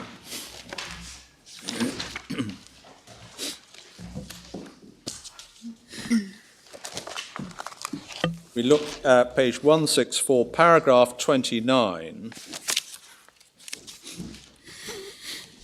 you see that the approach that they are taking is the one they were invited to take by the other side, which is to make an overall evaluative judgment of the whole proceedings rather than analysing the two claims individually. Paragraph 29, in order to answer the question whether proceedings which raise multiple issues are principally concerned with one of the matters within Article 24.2, the Court has to undertake an exercise in overall classification and make an overall judgment to see whether the proceedings are principally concerned with one of the matters set out in the article. And if we go on just to para 46, page 168, I do not take from the English or European authorities which were cited to us any suggestion that one is required in all cases to disentangle issues which are interlinked in this way and apply Article 24.2 to each issue separately. On the contrary, faced with such proceedings, the Court is required to form an overall evaluative judgment as to what the proceedings are principally concerned with. The position is obviously different from a case where two quite independent claims are made in the same proceedings. Exclusive jurisdiction in relation to each claim would, in those circumstances, have to be determined separately.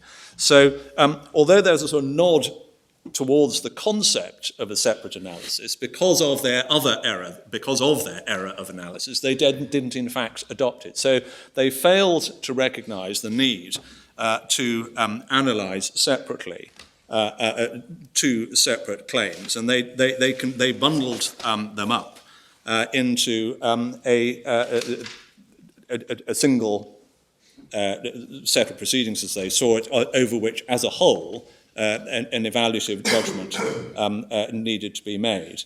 Now, so far as the law is concerned, we've made our submissions by reference to the case law. So far as the error of analysis is concerned, we submit that the Court of Appeal made a number of errors in treating the two elements in the claim and in the proceedings as being inextricably linked, as they put it. They made the error of conducting an overall evaluative judgment, and Secondly, the court below applied the wrong test in deciding whether or not the English company law claim and the authority claim should be assessed separately, because we submit that in order to ascertain whether, for the purposes of Article 24.2, any two or more claims are distinct and therefore need to be considered separately, the court needs to do what Article 24.2 requires you to do, which is to look at the subject matter of the claim, not the purpose for which it is brought or the consequences that may flow from the relief that is sought. Here it is entirely clear that the subject matter of the English company law claim is the Articles of Association and their efficacy as a matter of English company law. The subject matter of the authority claim is the rule of law in Turkey.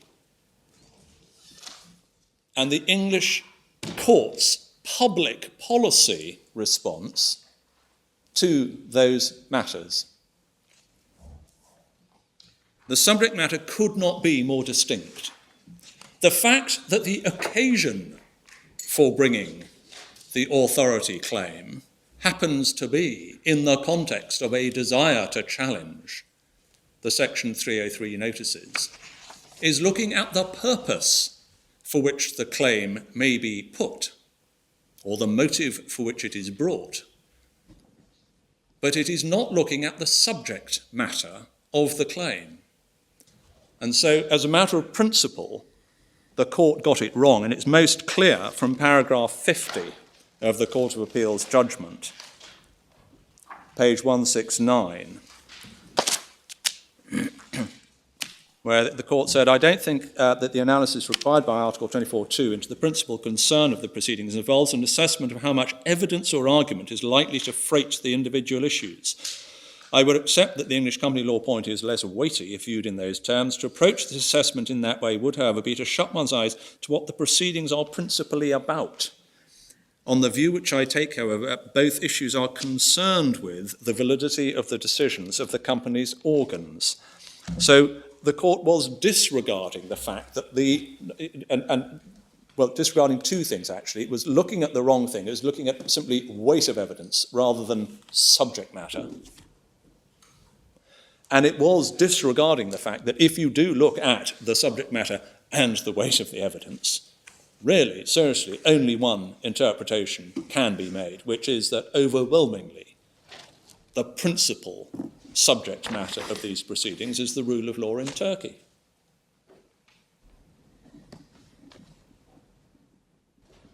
And while you've got that open, we would also take issue with paragraph 49, which I think is perhaps close to the heart of this issue. It says, it's true that the authority issue, as I prefer to call it, does raise issues of law which are not issues of English company law. But the presence of those issues in the action does not prevent the proceedings from being principally concerned with the validity of decisions of the organs of the company. The relevance of those non-company law issues goes directly to the validity of the notices, and therefore the validity of the decision of the company taken in pursuance of them. The requirement for valid notice is in any event a requirement of English company law. Now, with the greatest respect, we would take a different issue with that. The English company law claim is concerned with the validity of the notices. The authority claim is not concerned with the validity of the notices. It is concerned with an anterior question, which is whether the English court should proceed on the basis that a notice has been served at all. I mean, in an extremely fuzzy, imprecise, high-level way, one can say it's sort of concerned with the validity of the notices, but not in a relevant Article 24.2 way. Article 24.2 is talking about the validity of the actions of a company under the company law of the jurisdiction of its seat. The authority question is concerned with whether or not the English court should treat the notices as having been served. Whether there are notices.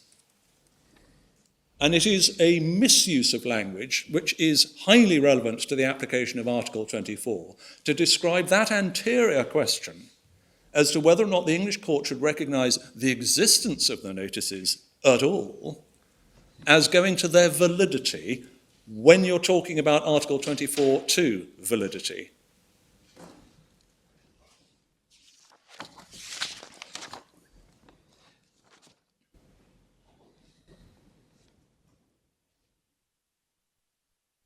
If it is a different point, what the Court of Appeal also didn't do was to recognise the true purpose of Article 24(2), because, as we've seen, the rationale for the rule conferring exclusive jurisdiction is to ensure that the courts that are best placed to rule on issues of fact and law, which go to validity, are the courts that are deciding those issues. And the assumption is always that the court of the state where the company has its seat are best placed to resolve questions, as we saw in Eon, of check law, for example, of corporate validity. But to suggest that the English court is best placed to resolve questions of substantive Turkish law as to whether or not judgments were obtained by fraud, whether or not interim measures are being abused in Turkey by Turkish public authorities, is, with the greatest respect, unarguably wrong.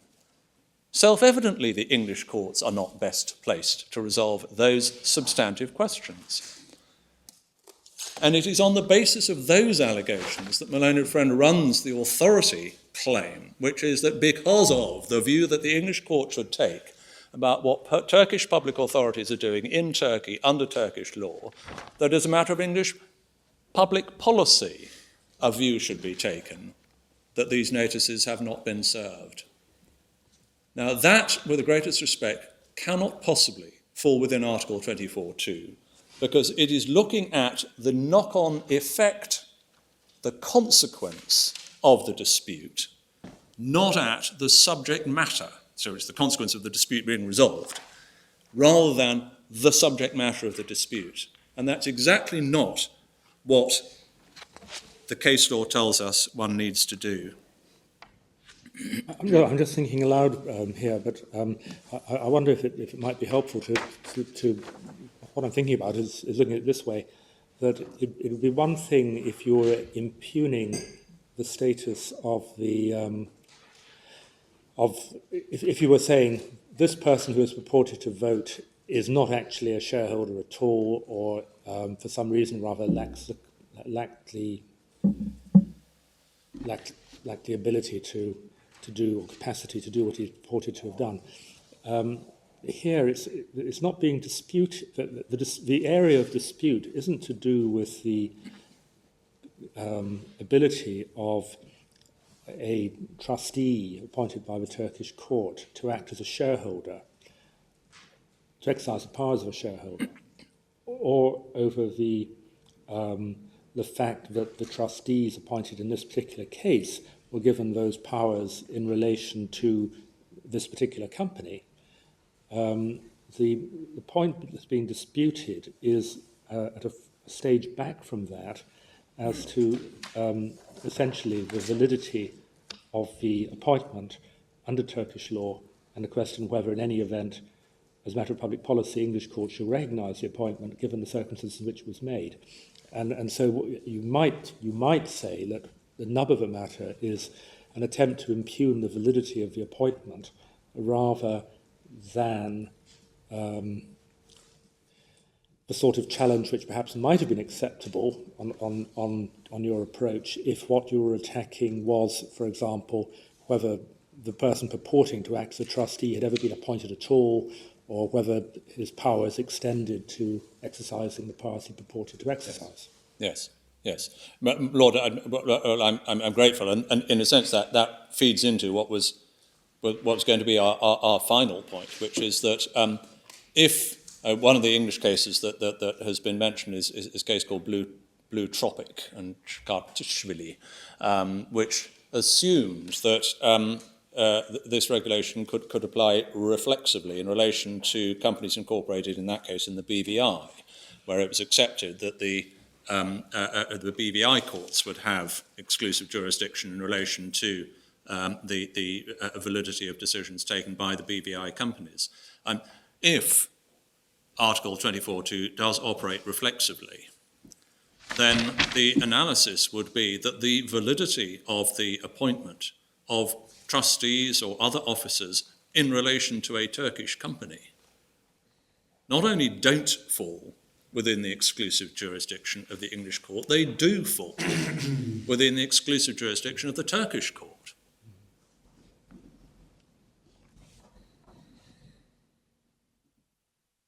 And sorry, just on that, I think you made the point in your printed case that you can analyse the proper interpretation of Article 24 by reference to what would happen if it was a member state company, a Greek company or something like that, where, in a sense, it's just to make more clear the point about reflexive application in BVI. It's a Greek company, it's not reflexive at all, it's just direct.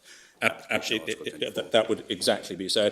My lord, my ladies, I'm not going to have time to go back to it, but that section, paragraphs 12 to 15 of our printed case, as my Lord Sales points out, does deal with the implications of the Court of Appeal's judgment. It's right. I'm conscious of the time. Can I rashly, perhaps, take some time out of my reply, just so that I don't leave anything important unsaid in opening, and just carry on for another 10 minutes or so, if that's acceptable. The points we have covered just by reference to our case are what we have described as error 1 and error 2. There is a misunderstanding of the legal approach, and there is a misapplication of the correct approach, in the sense that separate analysis should have been given to each of the claims, and they should not have been treated as inextricably linked. What we call error 3 is the alternative argument. Just so for your note, error 3 is paragraphs 63 to 67 of our case. And what we say under that heading is that even if we're wrong on the legal analysis, and the correct approach is to apply an overall evaluative judgment to what these proceedings as a whole have as their principal subject matter, then we submit that the Court of Appeal got it wrong even on their own test. And it's important just to put in place a couple of clear submissions on this. The first is, what approach should you take to the Court of Appeal's analysis? My learned friend says that the Court of Appeal has formed an evaluative judgment, and therefore you can't retake that judgment call unless we can prove that the Court of Appeal has erred in principle or reached a decision which is beyond one in which different views can reasonably be taken. We would say in answer to that two things. We say the Court of Appeal has reached a decision which is wrong in principle, but we also say that the approach to your appellate jurisdiction is wrong. This is not an appeal which should be aligned with appeals against the exercise of a discretion, where obviously the threshold test is very high, because we're talking about a question of European law as to the existence or non-existence of exclusive jurisdiction. And that the answer to that question isn't a matter of discretion. It may be, if this is the right test, a matter of judgment, but it must be a matter of judgment on which there is a right and a wrong answer. The rules on appeal, the national law rules on appeal, are matters for the national courts, obviously, as a matter of European law. But the approach that the national courts take to appeals cannot be applied in a way that subverts European law. So if you take the view, for example, that left to your own devices, you would have decided that the overall evaluative judgment is that the subject matter, or the principal subject matter of these proceedings is actually Turkish law, not within Article 24.2. But you can see why the Court of Appeal got where they got, and therefore if you were applying the test my learned friend would wish you to apply, you would not overturn the Court of Appeal. That, in our submission, is not an outcome that European law lets you take, because European law requires the court to come to the right answer, and if you think the right answer, the better answer, is that jurisdiction under Article 24.2 is not available, that's the answer. You can't, with the greatest respect, say, well, we can sort of understand how the Court of Appeal got where they got, but it wasn't so mad that we can say that it's beyond a reasonable argument. So you do have to take your own decision with respect. So that's just the... Is there any case in which the developing appellate courts disciplined restraint in overturning matters of evaluation merely because it would have come to a different conclusion applying the same principles has been disapplied purely because it's a European law question? I'm not aware of it.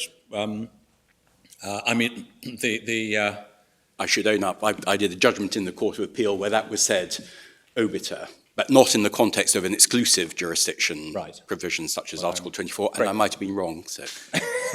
Very unlikely.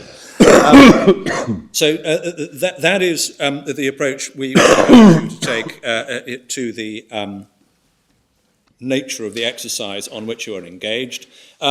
Secondly, but in any event, as I say, we do say that the Court of Appeal made an error of principle because in forming the view they did, as we looked at those few paragraphs in the judgment, in forming the view that they did, they were looking at the knock-on consequences of the decision which they are asking the court to take. They were not looking at the subject matter of the issues under consideration. There is no conceivable doubt that the overwhelming majority of the factual issues and the legal issues, which are the subject matter of the trial, have absolutely nothing to do with English company law. The consequence of raising them and the occasion for raising them happen to involve a point of English company law. But that isn't the test under Article 24.2. So both in terms of looking at the weight of evidence and of legal issues and at looking at the subject matter rather than the purpose for which the claim was being brought, the court in our submission did make an error of principle, if that is what we have to prove. That is all we wished to say in relation to the first part of the appeal. The second part of the appeal, as you will see just from the number of pages which it occupies, is much shorter, but nonetheless important. It's the position of the former trustees, and we can deal with that very rapidly orally because we have essentially made the points in writing, and they don't need really much expansion. The former trustees, just to enumerate the points, first are not domiciled in the UK. They are not, never have been, and never claimed to be shareholders in the English company. They are not, never have been, and never claimed to be directors of the English company. Fourth, the Court of Appeal said in terms, in paragraph 54 of its judgment, that they are not necessary parties. The one exception to that is that the holding out relief that is claimed can be said to be directed against them. An injunction is sought against them seeking to restrain them from holding themselves out as being authorised to act on behalf of the Turkish company. So, as a matter of form, that is directed to them. But that, in a sense, is not even really necessary relief. They are not, in any substantial sense, necessary parties. As we have already, perhaps with undue emphasis, made clear, the overwhelming majority of the legal issues which are pleaded against the former trustees are not issues of English law at all, let alone of English company law. And similarly, the factual allegations that are pleaded in relation to the former trustees are not events that occurred in England or events that have any direct connection with England at all.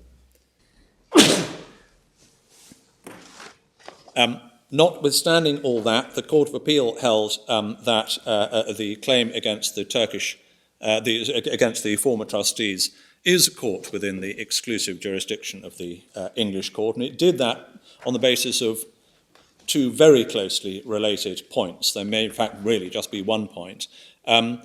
They said that Article 24.2, as we know, it was their view, requires an overall evaluation of the proceedings, and they say the answer can't vary according to the identity of the parties. And they said that because they regarded Article 24.2 as operating by reference to the subject matter of the claim, not by reference to the identity of the parties. Now, it is true, as a matter of form, that Article 24.2 operates by reference to the object of the proceedings, the subject matter of the proceedings. But that, with the greatest respect, cannot lead to the conclusion that a party who is unnecessary to the proceedings has no connection with this jurisdiction, can be brought within the exclusive jurisdiction of the English court without any reference to either European law rules on joinder of parties or domestic law rules on joinder of parties. To say that exclusive jurisdiction is a matter of the subject matter of the proceedings, not a matter of the parties, is in a sense true, but jurisdiction only operates in relation to parties. So the court has got to make, with the greatest respect, an intelligent, informed judgment as to whether a restrictive interpretation of Article 24.2 can permit the claim to be brought, what can require the courts of this jurisdiction and no other to hear the claims against the former trustees and no other courts in circumstances where they have not been joined pursuant to the rules, as I say, on necessary and proper parties under domestic law. We submit simply that the Court of Appeal has, by its approach, taken an expansive approach to Article 24.2, which is unjustified. It has failed to recognise the purpose for which Article 24.2 is there, which is to reserve to the courts of the member states issues of internal company law and the resolution of factual disputes which it is best placed to resolve because of proximity. The Court of Appeal has got it wrong because it has applied this overall evaluative judgment test, so to speak, in spades. It is particularly erroneous here, not least because we submit that it is clear from the regulation, if one looks at Article 29, which we looked at very briefly, that different defendants are treated differently. The lis pendens rule only operates in relation to the same claim against the same defendants. There has to be an identity absolute impunity of defendants for the lis pendens rule. So it is not right, with the greatest respect, to say that because exclusive jurisdiction can be established against one defendant, it automatically is established without argument against any other defendant that the claimant chooses to join, without relying on any rules of domestic law or European law relating to joinder of necessary and proper parties. By putting their names on the claim form, the claimants are saying exclusive jurisdiction follows. That approach, in our submission, as I say, ignores the mitigation measures, so to speak, of Article 8 domestic law rules on the joinder of necessary and proper parties. The approach that the Court of Appeal has taken, in our submission, wholly ignores the fact that the relief that is being sought against the, or in relation to the former trustees, is self-evidently wholly outside Article 24, as well as the issues that lead to it. My lords, my lady, I have said most of what I wished to say, not always in the order in which I expected to say it, but nevertheless, I think we've covered the ground. And obviously, the final point, as I say, I don't think you need any help on whether or not a reference is made. If the point is clear, you give the answer. If it's not, obviously a reference would have to be made. Unless there are any other points that I can assist you with in opening. Thank you very much indeed, Mr. I've Crowe. left myself 15 minutes in reply instead of 30. Yes. Thank you. Professor Briggs, is there anything you wish to add? Lord Faulkner. My Lord and my Lady, my Lords and my Lady, Mr. Crowe invites you to do the following.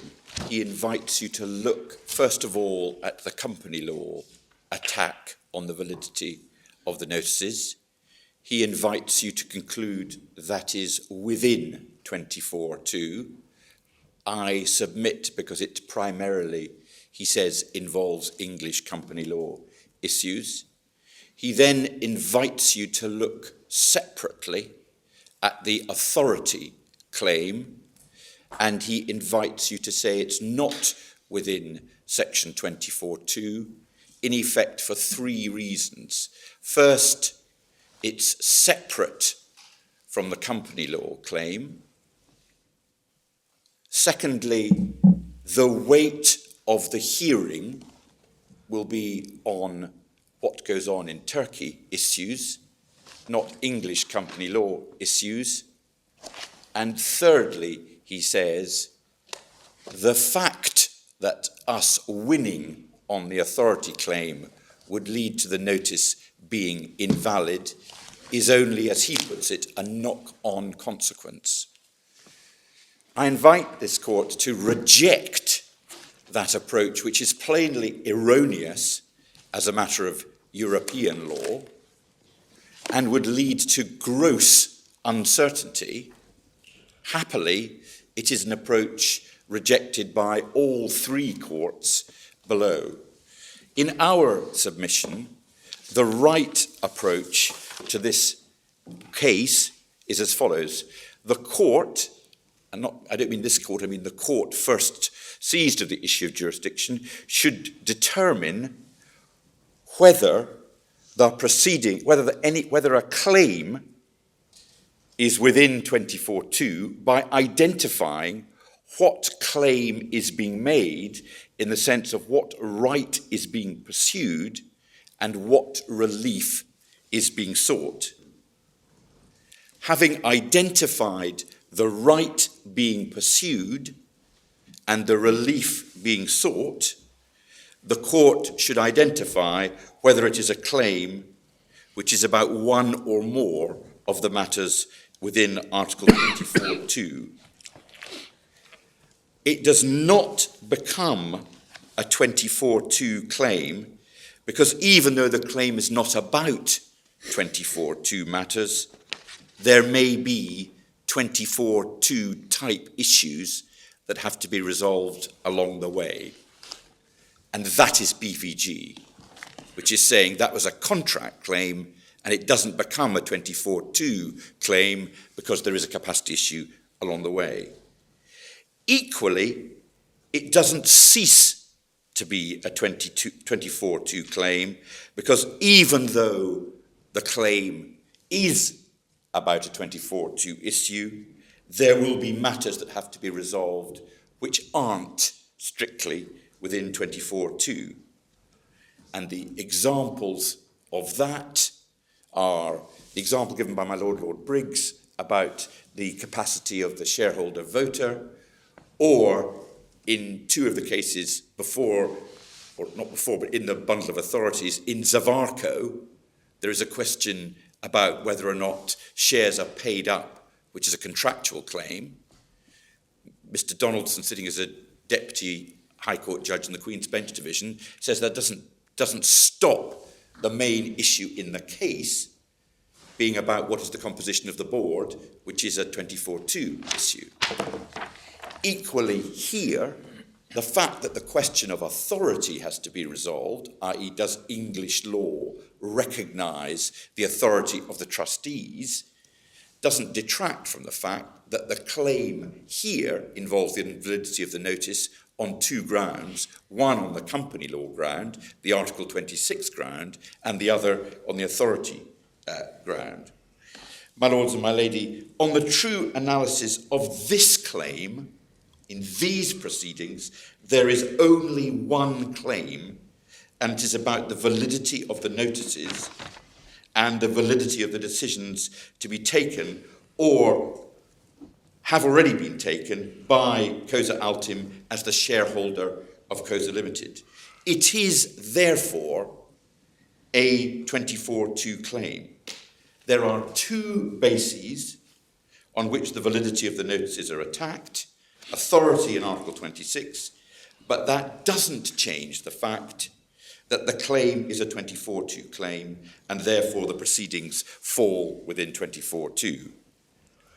My lord and my lady, the two issues, authority and 24-2, are, as the Court of Appeal and Mrs. Justice Asplin, as she then was, and Mr. Justice Snowden, as he still remains, said, they are inextricably linked because they both go to the validity or otherwise of the notices.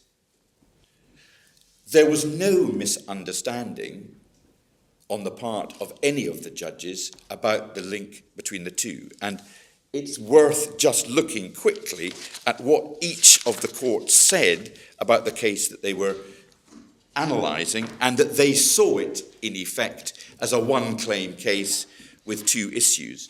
Could I invite the court to look at, first of all, MS 223, which is the judgment of Mr. Justice Snowden, who heard the ex parte applications flag. It's page 66, it starts in the bundle. And if you look at paragraph 35... Just before we do, it might be thought that there's a paradox inherent in what you've said so far. Yeah. As you say, the authority issue raises a question as to the validity of the decision taken by Koza Ltd. Yes. Now, if Koza Ltd were a company incorporated in a member state, Yes. one might think that Article 24.2 would give exclusive jurisdiction to that member state in relation to that question. The answer to that, quote, paradox, which I don't accept is a paradox, is what is the issue raised in the proceedings in England. And the issue raised in the proceedings in England is, has a valid notice or notices been served precedent to a general meeting of Koza Ltd to change the identity of the directors. So the issue arises in the context and for the purpose of the validity of the decision of organs of the English company. If the position were that the question of whether or not the shares could be voted, whether the trustees could vote the shares in, quote, a Greek company for the Greek company purpose, that would obviously give rise to a different issue. But that is not the context or the issue or the claim in these proceedings. The issue is can you change the directors, or is the general meeting that is expected, or indeed trying to be prevented by the injunction, validly convene, and would its decision to get rid of the directors, the existing director, and replace them with the new ones, be valid? And it's that question. But what would happen if the Greek court, let's keep with that example, made a different evaluative judgment and said, well, this looks like it's to do with the validity of decisions of the organs of a Greek company. We have exclusive jurisdiction. The answer would be that only one court has got exclusive jurisdiction, and because the case is about Koza Ltd, the right answer is that it's the English court that has got exclusive jurisdiction, not the Greek court. Right. So you might say in Webb, if you remember, the court remarked that it so happened that the subject matter of the litigation over whether there was a trust or not, the subject matter happened to be a flat in the south of France. It could equally well have been a flat in London or a yacht or whatever. I mean, it so happens that the practical consequences in the present case as to whether or not there was a valid decision taken by Koza Ltd affect the English company. But if it were the same point would exactly the same point would arise if you were concerned with a Swiss company or a company wherever you like.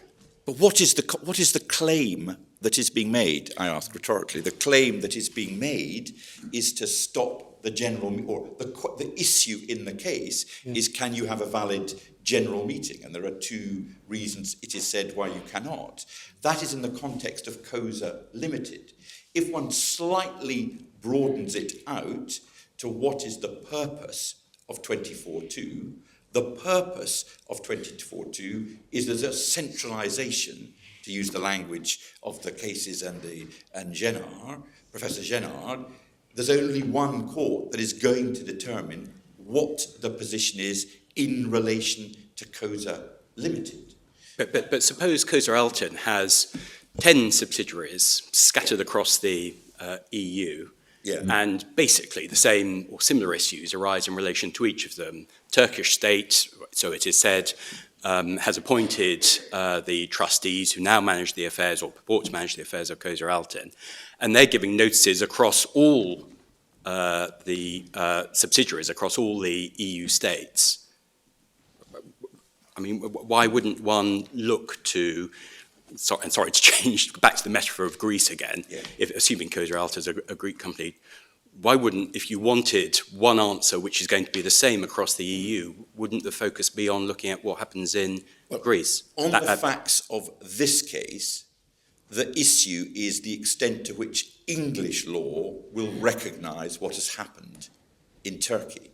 It's right that in relation to an English subsidiary, it should be the eyes of English law that determine whether or not the acts in Turkey have an effect on whether a shareholder has properly voted its shares for the purposes of an English company.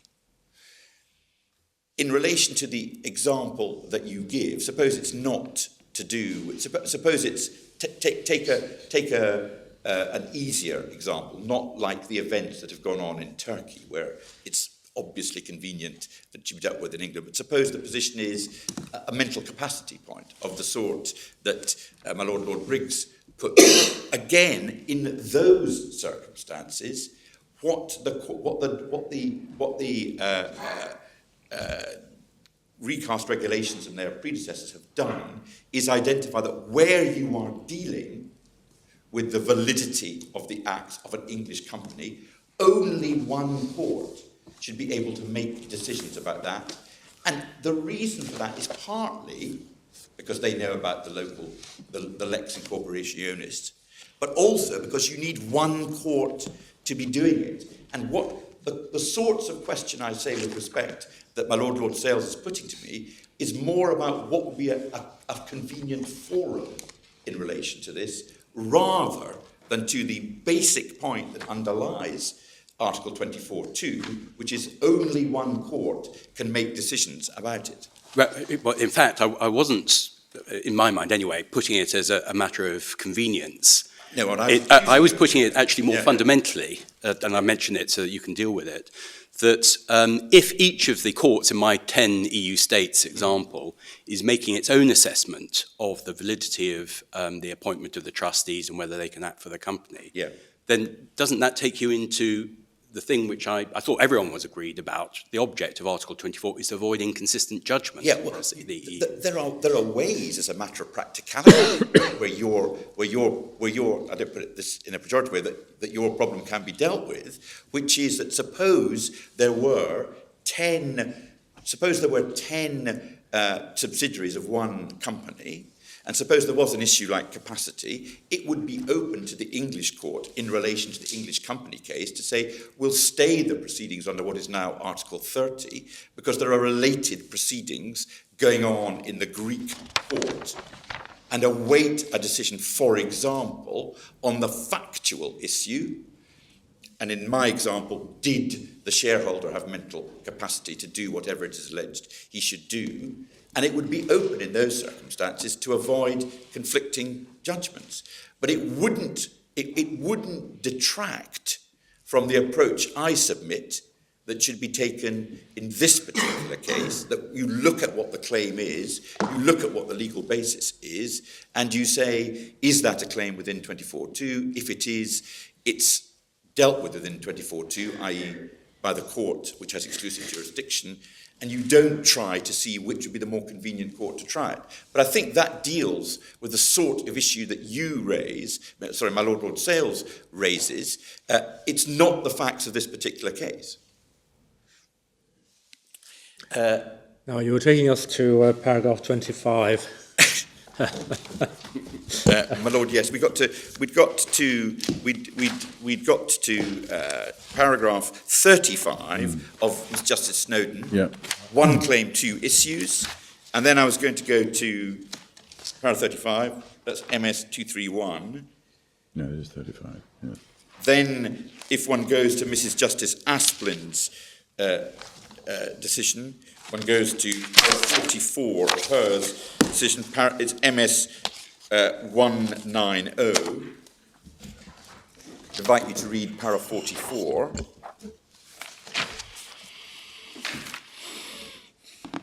I wonder if we might perhaps do that over the Certainly, adjournment. my Lord. We'll look forward to hearing you again at 2 o'clock. Obliged.